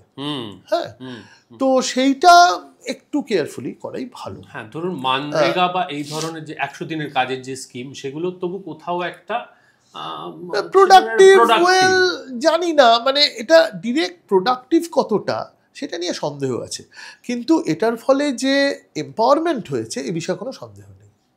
হ্যাঁ, মানে গরিব মানুষ যাদের হাতে টাকা ছিল না তাদের হাতে টাকা এসেছে, তাদের ধরুন পরিবারে, ধরুন মহিলাদের হাতে যদি টাকা আসে, পরিবারে তার ডিসিশন নেওয়ার ক্ষমতা বেড়েছে, এটা ইম্পর্টেন্ট। অর্থাৎ ধরুন যে মহিলা এক পয়সাও রোজগার করতেন না, তিনি এখন তার টাকা জমিয়ে পরিবারকে কন্ট্রিবিউট করতে পারেন। কন্ট্রিবিউট করতে পারেন বলে তার কিন্তু একটা ভয়েসও আছে। যেমন আমি জানি আমাদের যিনি কাজের মাসি, তিনি তার লক্ষ্মীর ভাণ্ডারের টাকাটা এতদিন ধরে জমিয়েছেন 20 সাল থেকে। হ্যাঁ, তোলেননি। এখন তিনি তার দেশে একটা বাড়ি করছেন, হ্যাঁ, প্রায় কত 3 লাখ 4 লাখ টাকা দিয়ে, সেটা অনেক টাকা ওর কাছে। হ্যাঁ, তো এই জিনিসটা তো মানে হেলা ফেলার নয়। অর্থাৎ সবটাই মধ্যবিত্ত বা উচ্চ মধ্যবিত্তদের কথা ভাববো, গরিব মানুষদের কথা ভাববো না, এটাও তো ঠিক নয়। অর্থনৈতিকভাবে আগামী 5 বছরে আপনি ভারতবর্ষকে কি ওই যে বলা হচ্ছে বিশ্বগুরু বা সুপার পাওয়ার, সেই জায়গায় অর্থনৈতিকভাবে কি দেখতে পাচ্ছেন? দেখুন, আমাদের সমস্যাটা হচ্ছে যদি অ্যাগ্রিগেটটা দেখেন তাহলে আমরা বিরাট, আমরা সুপার পাওয়ার, আমরা 5 নম্বর থেকে 4 নম্বর থেকে 3 নম্বর এইসব হয়ে যাবো, ঠিকই। কিন্তু যদি পার ক্যাপিটা দেখেন তাহলে আমরা একেবারে তলায়, একেবারে তলার দিকে। হ্যাঁ, অর্থাৎ আমাদের এই গ্রোথের প্রভাব যতদিন না সাধারণ মানুষের কাছে পৌঁছচ্ছে ততদিন ভারতকে উন্নত দেশ বলা যাবে না। ভারতের মোট জিডিপি যতই হোক না কেন, এবং আমাদের যেটা যে মানে আমাদের স্ট্যান্ডার্ড অফ লিভিং, মানে হিউম্যান ভ্যালু ইন্ডেক্সে ভারতবর্ষ অনেক 130 না কত, ওরকম 132, সেটা তো লজ্জাজনক সত্যি কথা বলতে কি। আমরা একদিকে বলবো যে আমরা 3 নম্বর হতে চলেছি, অন্যদিকে কিছু মানুষ একেবারে সার্ভাইভাল লেভেলে রয়েছেন, এইটা খুবই লজ্জাজনক। অতএব মানে ওই ব্যাপারটাও কিন্তু একটু ভাবতে হবে। সারা ভারতবর্ষের মধ্যে আগামী 5 বছরে পশ্চিমবঙ্গের অর্থনৈতিক অবস্থা আপনি কোন জায়গায় দেখছেন? এটা খুব কঠিন প্রশ্ন। দেখুন, পশ্চিমবঙ্গের মূল সমস্যা, আপনি যদি, আমি একদম ডেটা বলছি, পশ্চিমবঙ্গে যদি পার ক্যাপিটা ইনকাম দেখেন এবং ভারতের পার ক্যাপিটা ইনকাম দেখেন, ভারতের পার ক্যাপিটা ইনকামের তুলনায় পশ্চিমবঙ্গের পার ক্যাপিটা ইনকাম কম, প্রথম কথা, মানে ভারতের অ্যাভারেজের তুলনায়, এবং সেটা ফল করছে। হ্যাঁ, মানে ডিফারেন্সটা বাড়ছে। তো সেদিক থেকে আমাদের কিছু একটা তো করতে হবে। আমাদের যেটা অ্যাচিভমেন্ট হয়েছে সেটা বিভিন্ন সরকারের আমলে, সেটা হচ্ছে অ্যাগ্রিকালচারটা খুব নড়বড়ে ছিল, সেটা অনেকটা স্ট্রং হয়েছে, কিন্তু একই সঙ্গে আমাদের ইন্ডাস্ট্রিটা কিন্তু ডিক্লাইন করেছে। ইন্ডাস্ট্রিতে আমাদের যেটা আছে, অসংখ্য ছোট ছোট ইউনিট আছে। এগুলোর সমস্যা হলো এগুলোতে খুব বেশি ইনভেস্টমেন্ট নেই। এগুলোতে বেশিরভাগই ধরুন family own business, hired labour প্রায় নেই বলতে গেলে। দ্বিতীয়ত এখানে ইনভেস্টমেন্ট ভীষণ কম, লেবার প্রোডাক্টিভিটিটাও ভীষণ কম। তার ফলে এগুলো কোনো রকমের টিকে আছে। মানুষ মানে বাঁচার জন্য এগুলো একটা লেদ মেশিন বসিয়ে হয়তো একটা কিছু একটা তৈরি করছে। তো এর থেকে আমাদের বেরোতে হবে। আমাদের আরেকটু ধরুন আরেকটু এফিশিয়েন্ট প্রোডাকশনের জায়গায় পৌঁছতে হবে, যেটা মার্কেটে বিক্রি করতে পারবো। ধরুন একটা অদ্ভুত ব্যাপার, এখানে তো দীর্ঘদিন বামপন্থী সরকার ছিল, কেরালাতেও ছিল। আপনি যদি কেরালার সঙ্গে পশ্চিমবঙ্গের তুলনা করেন, কেরালায় মিড-90s একটা চেঞ্জ হয়েছিল, অর্থাৎ মার্কেটকে দেওয়া হয়েছিল, মানে প্রাধান্য দেওয়া হয়েছিল, প্রায়োরিটি দেওয়া হয়েছিল। মানে সেটা কমিউনিস্ট পার্টির ডিসিশন। সেটা পশ্চিমবঙ্গেও হয়েছিল, কেরালাতেও হয়েছিল। কেরালাতে তার ফলে দেখুন ওই সময়ে মিড-90s কথা বলছি, কেরালার পার ক্যাপিটা ইনকাম পশ্চিমবঙ্গের পার ক্যাপিটা ইনকামের অ্যাবাউট 60% ছিল, মানে অনেক কমই ছিল। এখন কেরালার পার ক্যাপিটা ইনকাম পশ্চিমবঙ্গের প্রায় দ্বিগুণ। হ্যাঁ, অর্থাৎ ওই যে মার্কেটটা ওপেন আপ করলো, কেরালা তার ফলে বিপুল গেন করেছে। পশ্চিমবঙ্গে কিন্তু সেটা হলো না, ইন্ডাস্ট্রিটা হলো না, মানে বিগ ইনভেস্টমেন্ট হলো না। কেরালাতে বিগ ইনভেস্টমেন্ট হয়নি, কিন্তু ছোটোখাটো ইনভেস্টমেন্ট মূলত ওদের যারা মানে বাইরে থাকেন তারা ইনভেস্ট করেছেন। ধরুন আয়ুর্বেদ, হোটেল, ট্যুরিজম ইত্যাদি ইত্যাদি ছোটোখাটো ইনভেস্টমেন্ট, কিন্তু তার ফলে কেরালা প্রচণ্ড প্রসপার করেছে। আমরা ওই ধরনের ছোটো ইনভেস্টমেন্ট ভাবতে পারি, বিগ ইনভেস্টমেন্ট এক্ষুনি আসবে বলে মনে হচ্ছে না। ছোটো ইনভেস্টমেন্ট ভাবতে পারি, কিন্তু ওই রকম সার্ভাইভাল সেক্টর নয়, যার কিছুটা মানে মার্কেটেবিলিটি আছে এমন জিনিস তৈরি, সেইটা আমার মনে হয় সরকারের ভাবা উচিত। ভারতবর্ষ শেষ কয়েক বছরের তুলনায় অর্থনৈতিকভাবে এই বছরটা একটু দুর্বল জায়গায় আছে বলে কি আপনার মনে হচ্ছে? কারণ আমাদের সে তো বটেই, কোনো সন্দেহ নেই। মানে আমাদের দেখা যাচ্ছে যে পরিমাণ জিডিপি হওয়ার কথা ছিল সেটা হতে পারবে না বলেই প্রজেক্টেড হচ্ছে। 6.25% জিডিপিতে আমরা খুব সম্ভবত আটকে যাব। সেটার কারণ কি? দেখুন, মানে ট্রাম্প আসার আগে এক ধরনের মানে একটা সেট অফ রিজনস ছিল, ট্রাম্প আসার পরে আরেক রকম। ট্রাম্প আসার আগে তো এটা ঠিকই যে একটা ভারী যুদ্ধ চলছিল, ইউক্রেন রাশিয়া, আবার ইসরায়েলের সঙ্গে হামাসদের একটা সমস্যা চলছিল। এটার ফলে সারা পৃথিবীতে কিছু কিছু ধরুন সাপ্লাই লাইন ডিসরাপ্টেড হয়েছে। তাতে আবার কিছু লোকের সুবিধাও হয়েছে। ধরুন ইউক্রেন থেকে গম যেত ইউরোপে, সেটা যাচ্ছে না, তাতে আমাদের এখান থেকে গম যেতে পারে, মানে যাওয়ার সম্ভাবনা দেখা দিয়েছে। সেটাতে ভারতীয় কৃষকরা লাভবান হয়েছেন, কিন্তু ইন্ডাস্ট্রিয়াল সেক্টরের একটা গন্ডগোল হয়েছে। কারণ গম যদি বাইরে চলে যায় তাহলে তো ইনফ্লেশন হয়, জিনিসের দাম বাড়ে। ইনফ্লেশন হলে তো ওয়েজ বাড়াতে হবে, অ্যাটলিস্ট যেটা মানে ফর্মাল সেক্টর। তার ফলে সেখানে কিন্তু একটা প্রফিট ক্রাঞ্চ হচ্ছে বা একটা চাপ পড়ছে। হ্যাঁ, অতএব আমি বলবো যে এই যে গ্রোথ রেটটা কম প্রজেক্টেড হয়েছিল, সেটার একটা কারণ সারা পৃথিবীতে একটা ক্রাইসিস চলছিল, যেটা ট্রাম্প আসার ফলে অনেক বেশি বেড়েছে।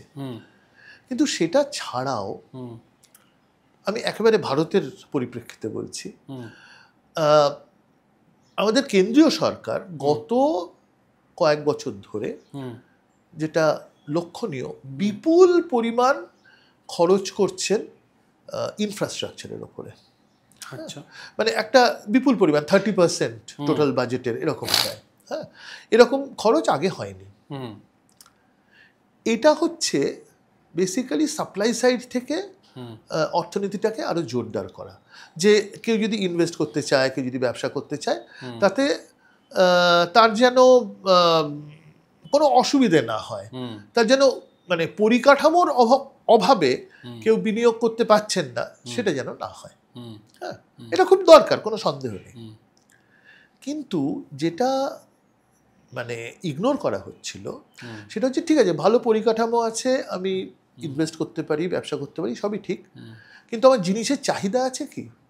হ্যাঁ, অর্থাৎ ডিমান্ড সাইড। ওটা সাপ্লাই সাইড ছিল, এটা ডিমান্ড সাইড। এই যে গ্রোথ রেটটা কম হচ্ছে, এটা একটা ডিমান্ড ক্রাঞ্চ, মানে ডিমান্ড নেই জিনিসের।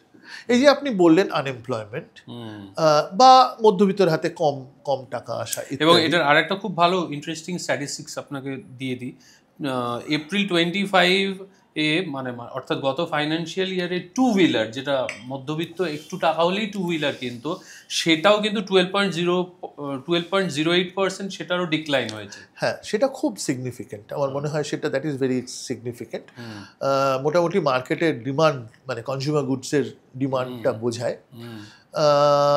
সেটা আপনার, মানে আমি এইভাবে বলবো যে আমাদের কেন্দ্রীয় সরকার অবশেষে বোধহয় রিয়েলাইজ করেছেন যে ডিমান্ডের দিকটাও দেখা দরকার, যে কারণে এবারের বাজেটে একটা ইনকাম ট্যাক্সে ছাড় দেওয়া হয়েছে। সেটা হয়েছে, জানি না তার ফলে ডিমান্ড জেনারেটেড হবে কিনা, সেটা জানি না, কিন্তু অ্যাটলিস্ট মানে রিকগনাইজ করেছে যে এটা একটা সমস্যা। মানে ব্যক্তিগতভাবে আমার মনে হয় যে এই যে গ্রোথ রেটটা কম, এটার বড় কারণ মানে ডিমান্ড সাইড থেকে, অর্থাৎ জিনিসের চাহিদা নেই, চাহিদা কম।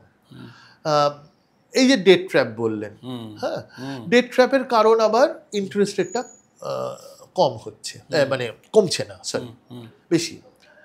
ইন্টারেস্ট রেট কম হলে ধরুন যারা ধার করে বাড়ি গাড়ি ইত্যাদি কিনতে পারে, তাদের একটা অসুবিধে হচ্ছে, অর্থাৎ ডিমান্ড সাইড থেকে একটা সমস্যা হচ্ছে, এবং সেই কারণেই গ্রোথ রেটটা কম। অন্য পার্টটা হচ্ছে ট্রাম্প আসার ফলে, তখন তো সব ওলট পালট হয়ে গেছে। ট্রাম্প তো এখন বলছেন ট্যারিফ ইত্যাদি বসাবেন, ভারতবর্ষ সারা পৃথিবীতে ট্যারিফ ইম্পোজ করবেন। এখন ইন্টারন্যাশনাল ট্রেডটা এমন একটা সিস্টেম যে এখানে একটা সাপ্লাই চেনের ব্যাপার আছে। ধরুন চায়নার সঙ্গে আমেরিকার ট্রেডটা বন্ধ হয়ে গেল, হ্যাঁ, কিন্তু তার ফলে আমেরিকা থেকে একটা জিনিস ইম্পোর্ট করে চায়নায় খানিকটা প্রসেস করে হয়তো ইন্ডিয়াতে আসতো, এবার ইন্ডিয়া সেটা আবার এক্সপোর্ট করতো। অর্থাৎ ট্রেড তো জাস্ট টু ওয়ে নয়, এটা ভীষণ মাল্টিল্যাটারাল ট্রেড। হ্যাঁ, তো এবার আমেরিকার সঙ্গে চায়নার যদি আন্তর্জাতিক বাণিজ্য বন্ধ হয়ে যায়, তাহলে তো ওই জিনিসটা চায়নায় আসবে না, এবং তার ফলে চায়নাতে ওটা প্রসেস হয়ে ইন্ডিয়াতেও আসবে না, তার ফলে ইন্ডিয়ারও কিন্তু ক্ষতি হবে। অর্থাৎ মানে এটা আমি একটা এক্সাম্পল দিলাম, কিন্তু সব দেশেরই এটাতে ক্ষতি। তার ফলে আরেকটা জিনিস, ধরুন আজকাল যেটা হয়, একটা জিনিস খানিকটা ধরুন আমেরিকায় তৈরি হলো, আবার সেটা ইন্ডিয়ায় এলো, আবার আমেরিকায় গিয়ে আবার ইন্ডিয়ায় আসতে পারে, অর্থাৎ অনেকবার ঘুরতে পারে। প্রত্যেকবার যদি ট্যারিফ বসে, তাহলে কিন্তু জিনিসটা আর মানে ব্যবসা করা যাবে না, ওটা নিয়ে দাম বাড়তে থাকবে, সাংঘাতিক দাম বাড়তে থাকবে। অতএব এই যে সব জিনিসগুলো, মানে এই যে অ্যানাউন্সমেন্টগুলো ট্রাম্পের, তার ফলে তো অবশ্যই আমেরিকান ইকোনমিতে তো ওদের শেয়ার মার্কেট ফল করেছে, ওদের এই লাস্ট কোয়ার্টারে গ্রোথ রেট নেগেটিভ বোধহয় সম্ভবত। তো এইটার একটা এফেক্ট তো পড়ছেই, অবশ্যই পড়ছে। ভারতবর্ষ অর্থনৈতিকভাবে এই মুহূর্তে কোন জায়গায় রয়েছে? মানে ভারতবর্ষেরও কিন্তু শেয়ার বাজারের মধ্যে আমরা বেশ কিছুদিন ধরে অসম্ভব ধস লক্ষ্য করছি।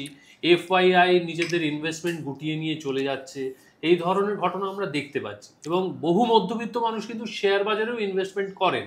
অবশ্যই ভারতবর্ষের শেয়ার বাজারের যদি ওরমভাবে তো ভবিষ্যৎবাণী করা যায় না, কিন্তু শেয়ার মার্কেট ক্রমশ ধসের মুখে পড়ছে, এইটার কারণ কি, এবং এটার থেকে কি আদৌ রিকভারি হবে? দেখুন, আমাদের শেয়ার বাজারের মূল যেটা দুর্বলতা, সেটা হচ্ছে শেয়ার বাজারের ওঠানামাটা আমাদের দেশের অর্থনৈতিক অবস্থার উপর নির্ভর করে না। না, আচ্ছা, মানে একেবারে করে না তা বলছি না, কিন্তু মূলত করে না। মূলত এটা নির্ভর করে এফআইআই কতটা আসছে বা কতটা বেরিয়ে যাচ্ছে। তার ফলে ভীষণ ভালনারেবল হয়ে গেছে আমাদের শেয়ার বাজারটা। এফআইআই তো বিভিন্ন কারণে, মানে আন্তর্জাতিক বাজারে নানা কিছু ঘটলে এফআইআই ঢুকতে পারে বা বেরোতে পারে। হ্যাঁ, এক্ষেত্রে এফআইআই বেরিয়ে যাচ্ছিল বলেই আমাদের শেয়ার বাজারে ধস নেমেছিল। এখন একটু একটু করে আবার ইমপ্রুভ করছে, আবার এই যুদ্ধ শুরু হওয়ার পরে আবার সামান্য ফল করেছিল। সেন্সেক্স 80 পেরিয়ে গিয়েছিল, এখন বোধহয় 79 বা ওরকম একটা কিছুতে আছে। কিন্তু আমাদের এই বিদেশ নির্ভরতা যতদিন থাকবে আমাদের শেয়ার বাজারে ততদিন এই ভোলেটিলিটিটা থাকবে বলে আমার বিশ্বাস। এখন অদ্ভুত ব্যাপার, আমেরিকার যে মানে ঘোষিত নীতি, এটার ফলে যারা মানে শেয়ার বাজারে ইনভেস্ট করেন তারা মনে করছেন যে আমেরিকার থেকেও ভারত ক্ষতিগ্রস্ত হচ্ছে, অর্থাৎ ভারতের মানে কোম্পানিরা অতটা ভালো করবে না। হ্যাঁ, তো তার ফলে এখানে ইনভেস্টমেন্টটা কম হচ্ছে, শেয়ারের ইনভেস্টমেন্টটা। আমেরিকার একটা অদ্ভুত ব্যাপার, এটা একটু বলি, যে কারণে মানে ট্রাম্পের এই নীতিগুলো, যদিও এগুলো আস্তে আস্তে আবার উইথড্রন হচ্ছে। দেখুন, আমেরিকা ব্রিটন উডস বলে একটা সিস্টেম সেকেন্ড ওয়ার্ল্ড ওয়ারের পরে চালু হয়েছিল, তাতে ডলার, আমেরিকান ডলার সারা পৃথিবীর মিডিয়াম অফ এক্সচেঞ্জ। হ্যাঁ, আন্তর্জাতিক বাণিজ্যে যে লেনদেনটা হয় ডলারের টার্মসে হয়। শুধু মিডিয়াম অফ এক্সচেঞ্জ না, এটা স্টোর অফ ভ্যালুও বটে। অর্থাৎ আমি যদি কিছু অ্যাসেট রাখতে চাই আমি ডলারে রাখবো, বা ডলার ডিনোমিনেটেড বন্ডে রাখবো, সাধারণত ট্রেজারি বিল, আমেরিকান যে ওদের যে ফেড আর কি, আমাদের রিজার্ভ ব্যাংকের কাউন্টার পার্ট, তারা যে বন্ড ইস্যু করে তাকে ট্রেজারি বিল বলে, সেগুলোতে রাখবো। সেগুলো খুব স্টেবল লোকে মনে করে। হ্যাঁ, আচ্ছা, এইবারে তার ফলে আমেরিকার একটা একদিকে অসম্ভব জোরের জায়গা আছে। আমেরিকাতে যদি অনেক ডলার ছাপা হয় তাতেও কিছু এসে যায় না, সারা পৃথিবী সেটা কিনে নেয়, হ্যাঁ, নিয়ে নেয়। বা ধরুন, আচ্ছা, এই যে জোরের জায়গাটা, সেটাই আবার আমেরিকার দুর্বলতা হয়ে যাচ্ছে। এই জোরের জায়গাটা কি করে দুর্বলতা হচ্ছে? আমেরিকান ডলার খুব স্ট্রং, কারণ সবাই ডলার চাইছে, ওটাই স্টোর অফ ভ্যালু, ওটাই মিডিয়াম অফ এক্সচেঞ্জ। তার ফলে আমেরিকান ডলার যেহেতু স্ট্রং, আমেরিকান এক্সপোর্টের দাম খুব বেশি। হ্যাঁ, কারণ আমেরিকায় মানে ডলার যদি ধরুন 50 টাকা ডলারের থেকে 100 টাকা ডলার হয়ে যায়, একটা $1 জিনিস আমি 50 টাকার বদলে আমায় 100 টাকায় কিনতে হবে। হ্যাঁ, তার মানে আমেরিকান মানে এক্সপোর্টটা মার খাচ্ছে। অন দি আদার হ্যান্ড ইম্পোর্টটা ভীষণ চিপ হয়ে যাচ্ছে। হ্যাঁ, মানে 1/50 থেকে 1/100 হয়ে যাচ্ছে দামটা। সেটাই হয়েছে আমেরিকায়। তার ফলে আমেরিকা যত ইম্পোর্ট করছে বেশ কয়েক বছর ধরে, তার তুলনায় এক্সপোর্ট করতে পারছে না। আচ্ছা, নর্মাল সিচুয়েশনে এই যে ট্রেড ডেফিসিট, এটাতে ডলারের ফল করার কথা, কিন্তু আশ্চর্য ব্যাপার হচ্ছে যেহেতু ডলারকে সবাই মনে করে যে ওটাই store of value, medium of exchange, এই যে এক্সট্রাটা লোকে ডলার হিসেবে মানে অন্য দেশগুলো ডলার হিসেবে হোল্ড করছে। আচ্ছা, ধরুন চায়না একটা বিপুল পরিমাণ ট্রেড ডেফিসিট আমেরিকার সঙ্গে, মানে বিক্রি করে অনেক বেশি, কিন্তু বিক্রি করে কি পায়? আমেরিকান গুডস তো অতটা পায় না, তার ফলে আমেরিকান ডলার পায়, ডলার রেখে দিয়েছে। হ্যাঁ, এখন এইটা সেই জন্য বললাম এটা দুর্বলতা, কারণ আমেরিকান গভর্নমেন্ট এবার মনে করছে যে আমেরিকান অ্যাসেট, অর্থাৎ ধরুন ট্রেজারি বিল ইত্যাদি, সেগুলো তো সারা পৃথিবী হোল্ড করছে, চায়না একটা বিপুল পরিমাণ হোল্ড করছে। চায়না যদি হঠাৎ একদিন ডিমান্ড করে আমেরিকার অসুবিধা হবে। তো সেই জন্যে ট্যারিফ বসিয়ে ট্রেড ডেফিসিটটাকে কন্ট্রোল করছে। সেটা হয় না, জায়গায় আমি অতটা অর্থনীতির মধ্যে আর যাবো না, কিন্তু এইটার ফলে ভারতের মতো দেশের তো অসুবিধা হচ্ছে, আমাদের গ্রোথ রেট কমছে, অবশ্যই কমছে। ভারতবর্ষের এই যে শেয়ার মার্কেট, এবং সেটা আপনি বলছেন যে এফআইআইদের জন্যই মূলত এদিক ওদিক হচ্ছে, কিন্তু এটার কি আরেকটাও কারণ নয় যে ওই পোস্ট কোভিডের সময় একটা ভয়ঙ্কর পতন হয়েছিল, তারপর হুট করে শেয়ার মার্কেট বাড়তে আরম্ভ করে, এবং সেইটা এই ইনফ্লেট করে যাওয়া শেয়ার মার্কেট কোথাও গিয়ে একটা স্ট্যাগনেন্ট হয়ে গেছে বলেও এখন আর নতুন করে ডিমান্ড বাড়ছে না? সেটা হতে পারে, সেটা হতেই পারে। ওটা প্রায় 85,000-এ পৌঁছে গিয়েছিল সেন্সেক্স, একদমই তাই। মানে সেটা থেকে কারেকশন হতেই পারে, এবং সেটা থেকে কারেকশন হয়ে 80-টাশিতে মানে আরো অনেক নেমে গিয়েছিল, 72-তে চলে গেছিল, তারপর এখন উঠতে 80-তে থেকে আবার রিসেন্টলি 79 এরকম নেমেছে। এটা তো শেয়ার মার্কেটের নর্মাল আপস অ্যান্ড ডাউনস, কিন্তু আমাদের শেয়ার মার্কেট যদি আপনি লং রান দেখেন, লং রানে কিন্তু শেয়ার মার্কেটের পারফরমেন্স ভালো, খারাপ না। মানে ডেফিনেটলি ভালো। মানে শেয়ার মার্কেট আমি বলবো যদি কেউ লং টার্ম ইনভেস্ট করতে চান, ধরুন যার জীবনের অনেকটা বাকি আছে, জীবনের শেষে গিয়ে টাকাটা তুলবেন, তাহলে share market is a good investment, mutual fund বা কি কিছু। হ্যাঁ, কারণ আপনাকে তো মানে ওঠানামার সম্মুখীনটা হতে হবে না। আপনি যদি ট্রেন্ডটা দেখেন, ট্রেন্ডটা সবসময় রাইজিং, আপওয়ার্ড ট্রেন্ড। হ্যাঁ, কিন্তু আমার মতো লোক যাদের মাসে মাসে টাকা দরকার, তাদের পক্ষে মিউচুয়াল ফান্ডটা একটু প্রবলেম। কারণ আমি যদি মাসে মাসে তুলতে চাই মিউচুয়াল ফান্ড থেকে, কখনো বাড়ে কখনো কমে, মানে যখন কমে তখন আমাকে কম দামে শেয়ার বিক্রি করতে হচ্ছে আমি যদি প্রত্যেক মাসে উইথড্র করি। সেক্ষেত্রে কিন্তু শেয়ার মার্কেটটা একটু প্রবলেমেটিক আমার ধারণা। কিন্তু যারা ধরুন ইয়াংস্টার, ধরুন 18, 19, 20, 21, 22, মানে 18 থেকে 30 বছর বয়সী মানুষজন, যারা সত্যি সত্যি যাদের যেটা অ্যাকচুয়াল সঞ্চয় করবে, তারা বয়সকালে ধরুন 60-এর পর থেকে সেই অর্থটা ব্যবহার করবে, তাদের পক্ষে কি মিউচুয়াল ফান্ড পুরোটা নয় কিন্তু একটা অংশ তো করতেই পারে, মানে একটা পোর্টফোলিও রাখা উচিত আর কি। মানে কিছু ধরুন ফিক্সড ডিপোজিট রাখতেই পারে, কিন্তু কিছু শেয়ারে অবশ্যই করা উচিত আমার মনে হয়, অবশ্যই। মানে এটা তাহলে যে বলা, কখনো কখনো আসলে আজকের যুগটা না কোথাও ইনফরমেশন এবং মিস ইনফরমেশনের যুগ। ঠিক, মানে কোন ইনফরমেশনটা যে ঠিক এবং কোনটা ভুল সেটা আপনাদের মতো মানুষকে তো সবসময় পাওয়া যায় না। ইন্টারনেটের ইনফরমেশন থেকে অনেক সময় মানুষ বিশ্বাস করে। একটা কাউন্টার থিওরি কিছুদিন আগে থেকে চালু হয়েছে, বেশ কয়েকটা ভিডিওতেও আমি দেখেছি। ভারতবর্ষের মিউচুয়াল ফান্ড কি শ্যাম, আসলে it is going to crash? না, আমার মনে হয় না, সেটা আমার সত্যিই মনে হয় না। মানে আমি বিরাট শেয়ার বাজারের ভক্ত নই না, কিন্তু আমি অনেক বেশি সাবধানী, মানে অ্যাজ অ্যান ইন্ডিভিজুয়াল। কিন্তু আমিও বলবো যে শেয়ার বাজারের লং টার্ম ট্রেন্ড, আমি জাস্ট ডেটা দেখে বলছি, লং টার্ম ট্রেন্ড যদি দেখেন তাহলে 13-14% গ্রোথ আছে, মানে যেখানে compare to FD 6.5 to 7 maximum, বুড়ো মানুষদের জন্য 7.5 স্টেট ব্যাংক ম্যাক্সিমাম দেয়। তো সে তুলনায় তো শেয়ার বাজার আমি যদি 14%ও বাদ দিই, ধরুন অনায়াসে 10% ধরেই রাখতে পারেন। হ্যাঁ, কিন্তু এটার জন্য অপেক্ষা করতে হবে, এটা অনেক দিন অপেক্ষা করতে হবে। ইনফ্যাক্ট এখন যে নতুন পেনশন স্কিম গভর্নমেন্টের, সেটাও তো আপনার স্টক মার্কেট বেসড। কতটা স্টক মার্কেটে রাখা হবে সেটা অবশ্য যিনি রাখছেন তার ডিসিশন। কিন্তু আর এই যে স্টক মার্কেট বেসড পেনশন, এটা কিন্তু বিদেশে বহুদিন ধরে আছে, পেনশন ফান্ডগুলো তো। হ্যাঁ, অতএব শেয়ার মার্কেট থেকে আমরা বেরোতে পারবো না, মানে আলটিমেটলি আমাদের কিছু না কিছু ইনভেস্ট করতেই হবে, পুরোটা ফিক্সড ডিপোজিটে যাওয়াটা মুশকিল আর কি। আরেকটা ব্যাপার হচ্ছে, আমি জাস্ট মানে যিনি ইনভেস্ট করছেন তার পার্সপেক্টিভ থেকে বলছি না, ইকোনমিক পার্সপেক্টিভ থেকে বলছি।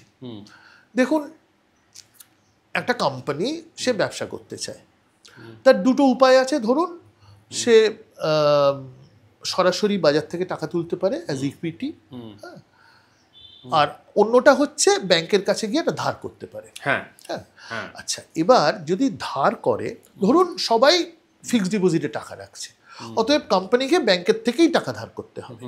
হ্যাঁ, এই ব্যাপারটার মধ্যে মুশকিল হচ্ছে ব্যাংকের ইন্টারমিডিয়েশন, তার এখানে ব্যাংকে জানতে হবে যে টাকাটা চাইছে সে জেনুইন কিনা, তার ব্যবসা কেমন, ইত্যাদি ইত্যাদি নানা ধরনের সমস্যা থাকছে। ব্যাংকের নিজস্ব প্রফিট আছে, তার ফলে ফিক্সড ডিপোজিটের ওপর যে ইন্টারেস্ট সেটা কম হতে বাধ্য, যদিও সেটা স্টেবল, সেটা মানে আনসার্টেন নয় একদমই, কিন্তু ব্যাংকের নিজস্ব রিস্ক আছে, নিজস্ব প্রফিট আছে, নিজস্ব এস্টাবলিশমেন্ট কস্ট আছে, সেগুলো তো এর মধ্যে ঢুকে যাচ্ছে। তার ফলে ফিক্সড ডিপোজিটের রিটার্ন অতটা বাড়তেই পারে না। কিন্তু ডিরেক্টলি যদি আমি শেয়ারে ইনভেস্ট করি, তাহলে আমি প্রফিটের একটা অংশ পেয়ে যাচ্ছি। হ্যাঁ, যদিও সেটা ভোলেটাইল, সেটা কিন্তু না, সেটা তো আপনি বললেনই, একটু দীর্ঘমেয়াদী যদি রাখি, সেক্ষেত্রে দেখুন মিউচুয়াল ফান্ডটা ভালো। মানে সরাসরি কোন শেয়ারটা ভালো কোন শেয়ারটা খারাপ এটা সাধারণ মানুষের পক্ষে বোঝা খুব মুশকিল। মানে বোঝা অসম্ভব বলছি না, কিন্তু তাহলে ওটাই করতে হবে সারাদিন ধরে।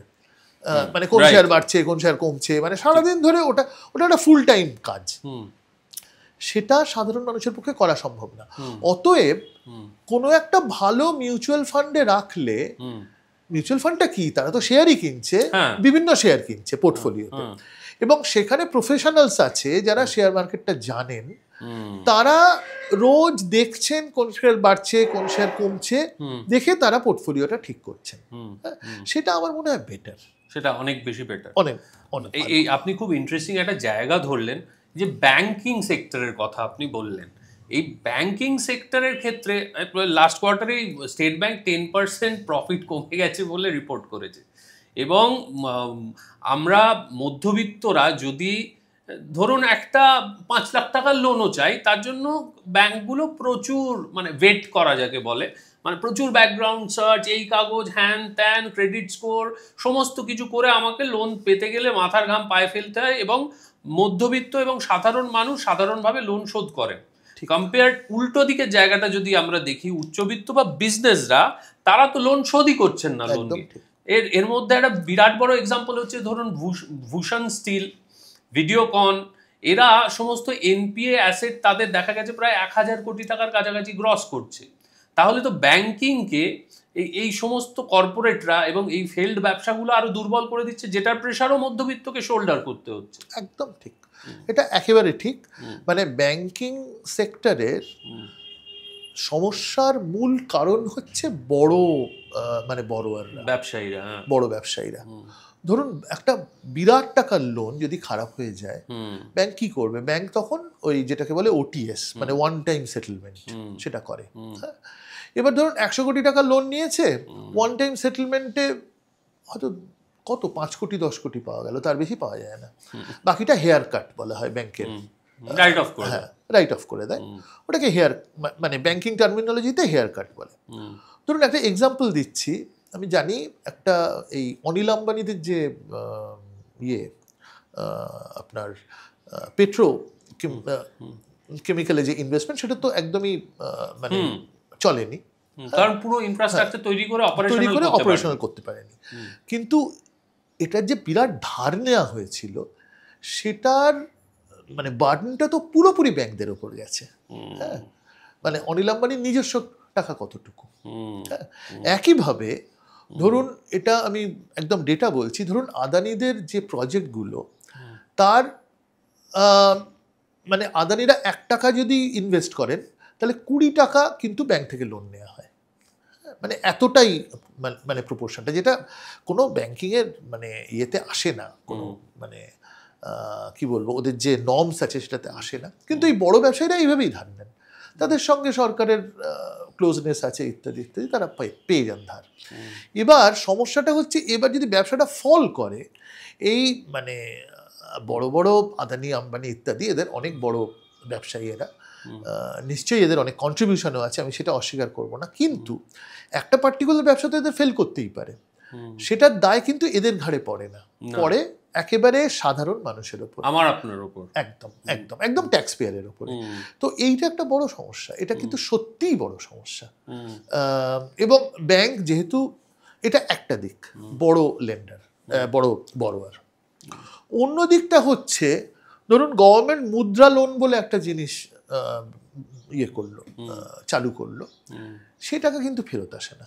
সেটা ছোট ছোট লোন, কিন্তু সবাই জানে যে ও টাকা ফেরত দিতে হবে না, মানে লোকের ধারণা হয়ে গেছে। এটাও একটা অদ্ভুত ব্যাপার, মানে এটা অনেকটাই রাজনৈতিক হয়ে যায় ব্যাপারটা। আগে যেমন কৃষকদের লোন, কৃষি ঋণ মকুব করা হতো, এটাও সেরকম মুদ্রা, ছোট ছোট মানে এন্টারপ্রাইজদের লোন, এই লোন খুব কম ফেরত আসে। কৃষি ঋণের কথা যখন বললেনই, মানে কৃষি ঋণ বা কৃষক ক্রেডিট কার্ড ইত্যাদির মাধ্যমে যেগুলো করা হয়, সেই লোনের পরিমাণটা ডেটা ওয়াইজ দেখা যাচ্ছে যে সমস্ত ভারতবর্ষের পুরো কৃষি ঋণের যে পরিমাণ, দ্যাট ইজ ইকুইভ্যালেন্ট টু, আমি একটি কর্পোরেট কোম্পানি, আমি নাম বলছি না, তাদের নিউজিল্যান্ডের একটি প্রজেক্ট করবার জন্য যে পরিমাণ টাকা ব্যয় করা হয়েছে, যে পরিমাণ ধার তারা নিয়েছেন, ইকুইভ্যালেন্ট টু দ্যাট। এবং that's very risky, that's a very risky investment. কারণ কৃষি ঋণ থেকে অ্যাটলিস্ট এগ্রিকালচারের মাধ্যমে তো ভারতবর্ষের কিছু মানুষ এমপ্লয়েড হচ্ছে, কিন্তু তাদের যে এই পুরো ইনভেস্টমেন্টটা কিন্তু বিদেশের মাটিতে। হ্যাঁ, ফলে সেখান থেকে ভারতবর্ষের সেই অর্থে তো কোনো লাভ হচ্ছে না। আমি ধার দিয়েছি, সেই ধারের টাকা ফেরত পাবো কিনা সন্দেহ। তাদের বিজনেস প্র্যাকটিসের ওপর বিভিন্ন রকম সমস্যা আছে, বিদেশের তাদের উপর নানান রকম অ্যালিগেশন আছে, তারপরেও তাদের প্রতি আমরা এতটা সদয়। হ্যাঁ, মানে এই ব্যাংকগুলোর এটার কারণ কি? এইটা আমার জানা। কারণ তো দেখুন, আমি আবার সেই মধ্যবিত্ত আপনার যেটা মূল বিষয় সেখানে আসি। একটু পলিটিক্যাল দিক থেকে দেখলে দেখুন, যে কোনো সরকারি হোক তাদের তো দুটো উদ্দেশ্য, মানে একটা হচ্ছে মানে উদ্দেশ্য একটাই, ভোট পাওয়া। হ্যাঁ, কিন্তু ভোট পেতে গেলে দুটো জিনিস করতে হয়। একটা হচ্ছে ইলেকশন চালাতে গেলে টাকা দরকার, আর উল্টো দিকে ইলেকশন থেকে ভোট পাওয়া দরকার। ভোটটা আসে মূলত একেবারে গরিব মানুষের কাছ থেকে। সেখানে আপনাকে মানে মুদ্রা লোন হোক বা বিভিন্ন ধরনের অনুদান ইত্যাদি করে আপনাকে ভোটটা পেতে হবে। উল্টো দিকে ইলেকশন চালানোর জন্য আপনাকে বড় লোকদের কাছ থেকে টাকা নিতে হবে, ব্যবসায়ীদের কাছ থেকে। ইলেকট্রাল বন্ড দিয়ে নেওয়া হয়েছে। তাহলে মাঝখানে যারা রয়েছে তাদের কিন্তু আর কোনো ভূমিকা থাকছে না, এবং তারা সংখ্যায় এতটাই বেশি নয় যে তারা অ্যাজ আ গ্রুপ তারা একটা ইম্প্যাক্ট করতে পারবে। সেইখানে মধ্যবিত্ত মার খায়। মধ্যবিত্তর কথা তো কেউ ভাবার পলিটিক্যালি কোনো দরকার নেই, সত্যি কথা বলতে কি। গরিব মানুষদের কথা ভাবলে হবে যে যে বিভিন্ন স্কিমগুলো আছে, সমস্ত সরকারেরই আছে, কেন্দ্রীয় সরকার, রাজ্য সরকার, সবারই আছে, সেটা ভাবতে হয়। আর আবার উল্টো দিকে বড় লোকদের কথা তো ভাবতেই হবে, তাদের ট্যাক্স ছাড় এগুলো বাজেটে দেয়া হয় না, এগুলো কিন্তু পরে হয়। ধরুন এনভায়রনমেন্ট যা তাদের রিকোয়ারমেন্ট আছে মিট করার, সেগুলো রিল্যাক্স করা হলো, বিভিন্ন ধরনের সুবিধা দেওয়া হয়। সেটার বদলে নিশ্চয়ই ইলেকট্রাল বন্ড ইত্যাদির মাধ্যমে টাকা আসে। অতএব একেবারে বড় লোকদের কথা মানে পলিটিক্যালি দে আর রেলেভেন্ট, গরিব লোকরা তো অবশ্যই রেলেভেন্ট, মাঝের লোকরা নন। এইটা মধ্যবিত্তর একটা বিরাট অসুবিধের জায়গা, এবং তার ফলে মধ্যবিত্তকে নিয়ে খুব বেশি লোকে ভাবছে না। এবং আরেকটা, হোয়াট ইজ শ্রিঙ্কিফ্লেশন? হ্যাঁ, সেটা তো হচ্ছে ওই, সেটা না অ্যাকচুয়ালি আমি দর্শকদের জন্য একটা ছোট একটু এক্সাম্পল দিয়ে দিই। 80 গ্রামের ম্যাগি এখন 55 গ্রামের ম্যাগি পাওয়া যাচ্ছে। এক্স্যাক্টলি। ভিমবার যে পরিমাণ আমরা পেতাম 130 গ্রাম, সেটা সম্ভবত এখন 110 গ্রাম। পার্লেজি বিস্কিট আমরা যতটা কিনতাম তার তুলনায় প্রায় 20 গ্রাম কমে গেছে। হলদিরামের ভুজিয়া যে দামে যে পরিমাণটা পেতাম সেটা কমিয়ে দেওয়া হয়েছে। অর্থাৎ দামটাকে এক রেখে জিনিসটাকে কমিয়ে দেওয়া হচ্ছে। ঠিক। হ্যাঁ, এইটা হচ্ছে মানুষের একটা ইলিউশন আছে, মানে মানি ইলিউশন এটা অর্থনীতিতে বলে। অর্থাৎ আমি কত দাম দিচ্ছি প্যাকেটের জন্য, প্যাকেটে কতটা আছে অনেকেই খেয়াল করেন না, এই আর কি। তার ফলে আমি একটা ম্যাগি হোয়াটএভার 11 টাকা 12 টাকা 14 টাকায় কিনছিলাম, সেটাই আছে, কিন্তু আমি যে কম পাচ্ছি এটা খেয়াল করা হয় না। অতএব এইটা হচ্ছে লুকোনো ইনফ্লেশন, অবশ্যই কোনো সন্দেহ নেই। এখন এটার ফলে যেটা হচ্ছে কনজামশনটা কমে যাচ্ছে। কনজামশন কমে যাচ্ছে, কনজামশন কমে গেলে কিন্তু আপনার ইয়েও কমে যাচ্ছে, মানে ম্যাগি যারা বিক্রি করছেন তাদেরও তো ডিমান্ড কমে যাচ্ছে, তাদের তো কম তৈরি করতে হচ্ছে, তার ফলে তারা কম লোক নিচ্ছেন, সেখানে এমপ্লয়মেন্টে একটা ক্রাঞ্চ আসছে। অতএব এটা সমস্যা তো বটেই, মানে ইনফ্লেশন এইভাবে কিন্তু মানে একটা রিসেশনের দিকে আমাদের ঠেলে দিচ্ছে। ভারতবর্ষ কি আগামী 5 বছরের মধ্যে একটা রিসেশন ফেস করতে পারে? এইটা বলা খুব শক্ত। এটা আমি বলবো, দেখুন রিসেশন বা ডিপ্রেশন আরো বড় আকারে হলে কবে হবে এটা কেউ জানে না। মানে অর্থনীতিতে অনেক ধাঁধা আছে ছোটোখাটো, তার উত্তরও পাওয়া যায়, কিন্তু সত্যিকারের রহস্য বলতে যদি কিছু থাকে সেটা হচ্ছে এই রিসেশন। কখন রিসেশন হবে, কতদিন বুম চলবে, এটা কেউ বলতে পারে না। এটার সঙ্গে একটা মানে তুলনীয় হচ্ছে, ধরুন যারা জিওফিজিক্স করেন তারা যেমন ভূমিকম্প প্রেডিক্ট করতে পারেন না, হ্যাঁ পারেন এত বড় একটা রেঞ্জে যে ওটা প্রেডিক্ট করার খুব লাভ নেই। ধরুন আপনি বললেন যে 1000 মাইলের বা আরো বেশি, ধরুন 10,000 মাইলের মধ্যে একটা ভূমিকম্প হবে, সেটা তো বলে কোনো লাভ নেই। তো সেই রকমই ইকোনমিস্টরাও রিসেশন প্রেডিক্ট করতে পারেন না। মানে এটা যদি কেউ বলেন যে পারি তাহলে ভুল বলছেন, আজ অব্দি কেউ পারেনি। অতএব রিসেশন কবে হবে বলা খুব মুশকিল। সেটা যেমন, কিন্তু অর্থনৈতিকভাবে আমরা এমন কোন জায়গায় আছি যে প্রতিনিয়ত কিন্তু দুটো জিনিস ঘটছে। একটা হচ্ছে লে অফস ঘটছে। আমি যদি ডেটা ওয়াইজ দেখি তাহলে ভারতবর্ষের ডায়মন্ড ইন্ডাস্ট্রিতে 50,000 লোক জব লুজ করেছেন। আইটি সেক্টর 8,834টা লে অফ দেখেছে শুধু পার্টিকুলার একটা কোম্পানিতে, এবং পর অনেকগুলো কোম্পানি যদি দেখতে পাওয়া যায় তাহলে দুটো ডেটা অনুযায়ী একটাতে বলা হচ্ছে 27,000 প্লাস, আরেকটাতে 30,000-এর কাছাকাছি মানুষ কাজ হারিয়েছেন। যারা ফ্রেশার নতুন চাকরিতে ঢুকছেন, সেটা 5 বছর আগেও যে মাইনেতে ঢুকতেন, আজকে 5 বছর পরেও তারা সেই মাইনেতেই মোটামুটি জয়েন করছেন, সেখানে কোনো চেঞ্জ হয়নি। এই যে ক্রমান্বয়িক মানে কি বলবো, নতুন করে কর্মসংস্থান না হওয়া এবং জব লস হওয়া, প্লাস উল্টো দিকে আর একটা জিনিস আছে, কর্পোরেটের যারা মালিক তাদের প্রফিট কিন্তু প্রত্যেক বছর এক্সপোনেনশিয়ালি গ্রো করছে, অথচ তাদের দিক থেকে কোথাও একটা স্টেটমেন্ট আসছে। খুব মজার কিছু ভিডিওস বেরিয়েছিল সিইওদের, কেউ বলছেন আমি তো দুঃখিত আপনাদের রোববার কাজ করাতে পারি না, আমি রোববার আপনাদের কাজ করাতে পারলে খুশি হতাম, কারণ কতক্ষণ একটা মানুষ বাড়িতে বউয়ের মুখের দিকে তাকিয়ে বসে থাকবে। This was his coat unquote his statement, ইংরেজিতে বলেছিলেন। আরেকজন বলেছেন যে প্রত্যেকটি ওয়ার্কারের সপ্তাহের মধ্যে অন্তত 80 থেকে 90 ঘন্টা কাজ করা উচিত, শনিবার রোববার কেন ছুটি নিতে হবে। এই অর্থাৎ আমাদের প্রতি মানে এটাও তো যারা কাজ করছে তারা যদি মধ্যবিত্ত শ্রেণীকে রিপ্রেজেন্ট করে, তাদের উপর কাজের প্রচণ্ড চাপ বাড়ানো হচ্ছে। মালিক শ্রেণী তাদের প্রফিটটা এক্সপোনেনশিয়ালি গ্রো করছে, কিন্তু উল্টো দিকে যারা কাজ করছে একদিকে তাদের এই কাজের প্রেশার বাড়িয়ে দেওয়া মানে তাদের জীবনযাত্রা এবং স্ট্রেস ইত্যাদিকে বাড়িয়ে দেওয়া, অন্যদিকে তাদের কিন্তু সেই অর্থে স্যালারি হাইক হচ্ছে না। স্যালারি হাইক ইজ 4.3, 4.1, কোথাও 0.4% স্যালারি হাইকও আছে একেবারে যে বেস লেভেলে বিপিও সেক্টর। ঠিক। এখন একটা কারণ হতে পারে যে একটা টেকনিক্যাল চেঞ্জ তো হচ্ছে, এআই, রাইট, আর্টিফিশিয়াল ইন্টেলিজেন্স, এটা তো আইটি সেক্টরে তো অবশ্যই এটার এফেক্ট আছে, কিন্তু শুধু আইটি সেক্টর না, সব জায়গাতেই কিন্তু এটা সোনার অর লেটার এটার একটা প্রভাব থাকবে। ধরুন রোবোটিক্স যেভাবে এগোচ্ছে তাতে তো লোকের প্রয়োজন কমে যাবে আস্তে আস্তে। প্রশ্নটা হচ্ছে যে এই যে টেকনিক্যাল চেঞ্জটা হচ্ছে, যেটাকে টেকনিক্যাল প্রোগ্রেসই বলা যায়, এবং যার ফলে প্রফিট এত বাড়ছে, এটার ফলে কি সত্যি আমরা একটা ওই যেটা বললেন মানে আনএমপ্লয়মেন্ট ভয়ঙ্কর বেড়ে যাবে? এখন দেখুন, আমি যদি একটু ইতিহাসের দিকে তাকাই, ইতিহাস মানে বেশ পুরনো ইতিহাস, যখন ইন্ডাস্ট্রিয়াল রেভলিউশন হয়েছিল ইংল্যান্ডে, তখন একটা মেকানাইজেশন হয়েছিল। আগে হাতে যে জিনিসগুলো হাতুড়ি দিয়ে হতো সেগুলো ধরুন মেশিনে তৈরি হলো। এটার ফলে কিছুদিনের জন্য লেবারের ডিমান্ড কমে গেল, যেটা এআই এর ফলে হতে পারে। এখন এতটাই কমে গেল যে বিখ্যাত ইকোনমিক হিস্টোরিয়ান হবসবমের বলছেন যে প্রায় 150 বছর ইংল্যান্ডে প্রকৃত মজুরির হার বাড়েনি, রিয়েল ওয়েজ বাড়েনি। অর্থাৎ ধরুন টাকার টার্মসে হয়তো বেড়েছে, মানে পাউন্ডের টার্মসে হয়তো বেড়েছে, কিন্তু পাউন্ডের দামটা কমেছে, অর্থাৎ রিয়েল ওয়েজ বলতে আমরা যেটা বুঝি আর কি, সেটা কিন্তু বাড়েনি। মানে যেটা দিয়ে জিনিস মানে ক্রয় ক্ষমতা বাড়েনি।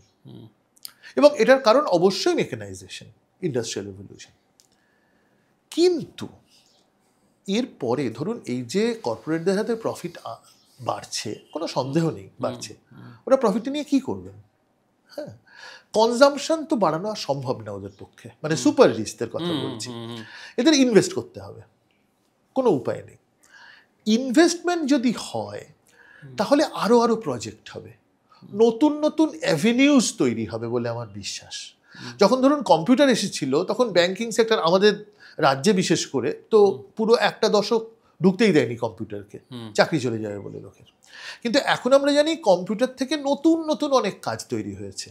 সেরকমই আর্টিফিশিয়াল ইন্টেলিজেন্সে আমার ধারণা নতুন কাজ তৈরি হবে। এটা একটা টেম্পোরারি ফেজ হতে পারে, এবং তারপরে ধরুন এই ইনভেস্টমেন্টে যখন হবে, যেহেতু কর্পোরেটদের হাতে টাকা আছে, ইনভেস্টমেন্ট হবে, এবং ইনভেস্টমেন্টের ফলে more opportunities, job opportunities would be created.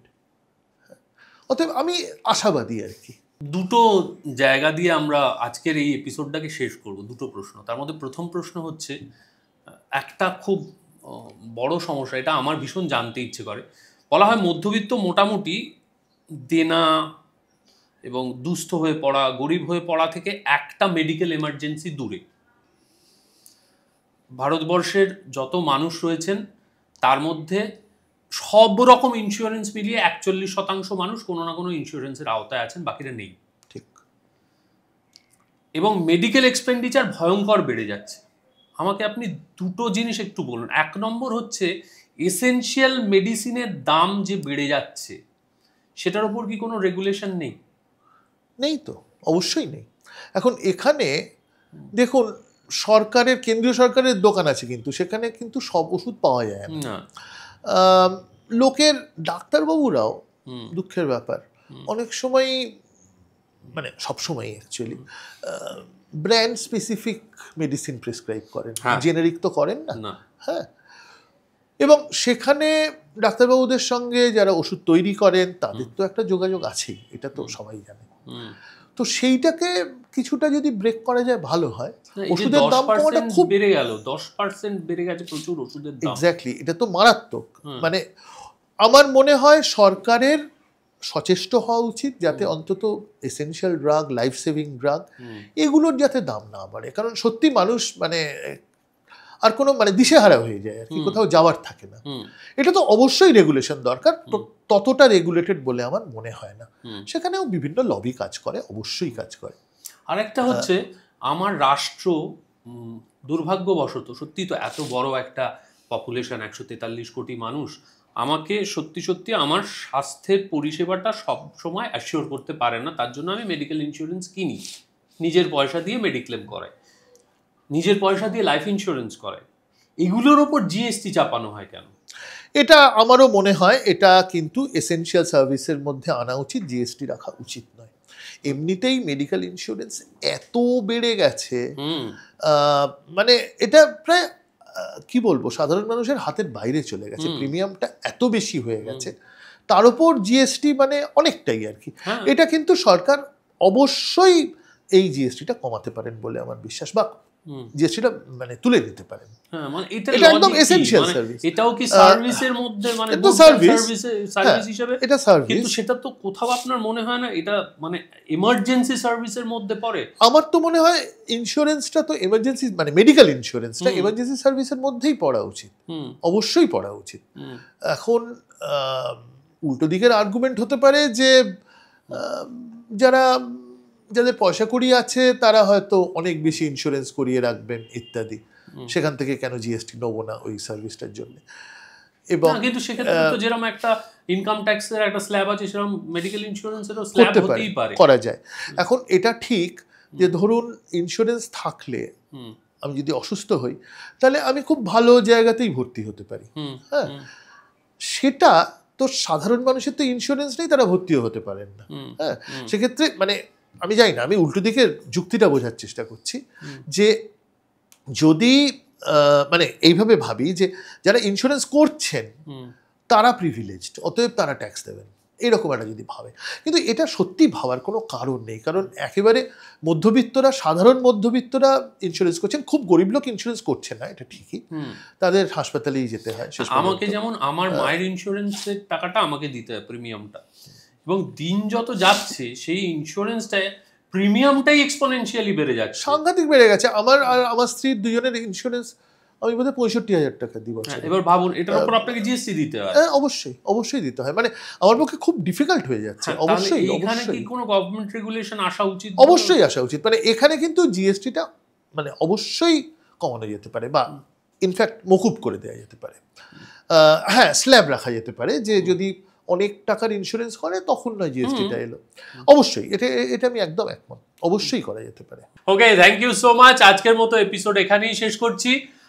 পরবর্তীকালে আপনারা অর্থনীতি ওরিয়েন্টেড কি ধরনের টপিক নিয়ে আলোচনা শুনতে চান সেটা যদি আমাদের জানান, তাহলে আমরা স্যারকে আবার বিরক্ত করে জোর জবরদস্তি করে তুলে নিয়ে আসতে পারি, যাতে ভবিষ্যতে আরও পর্ব ওনার সঙ্গে আমরা তৈরি করতে পারি।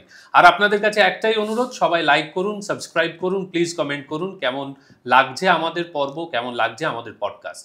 সবাই খুব ভালো থাকবেন। Thank you, good night.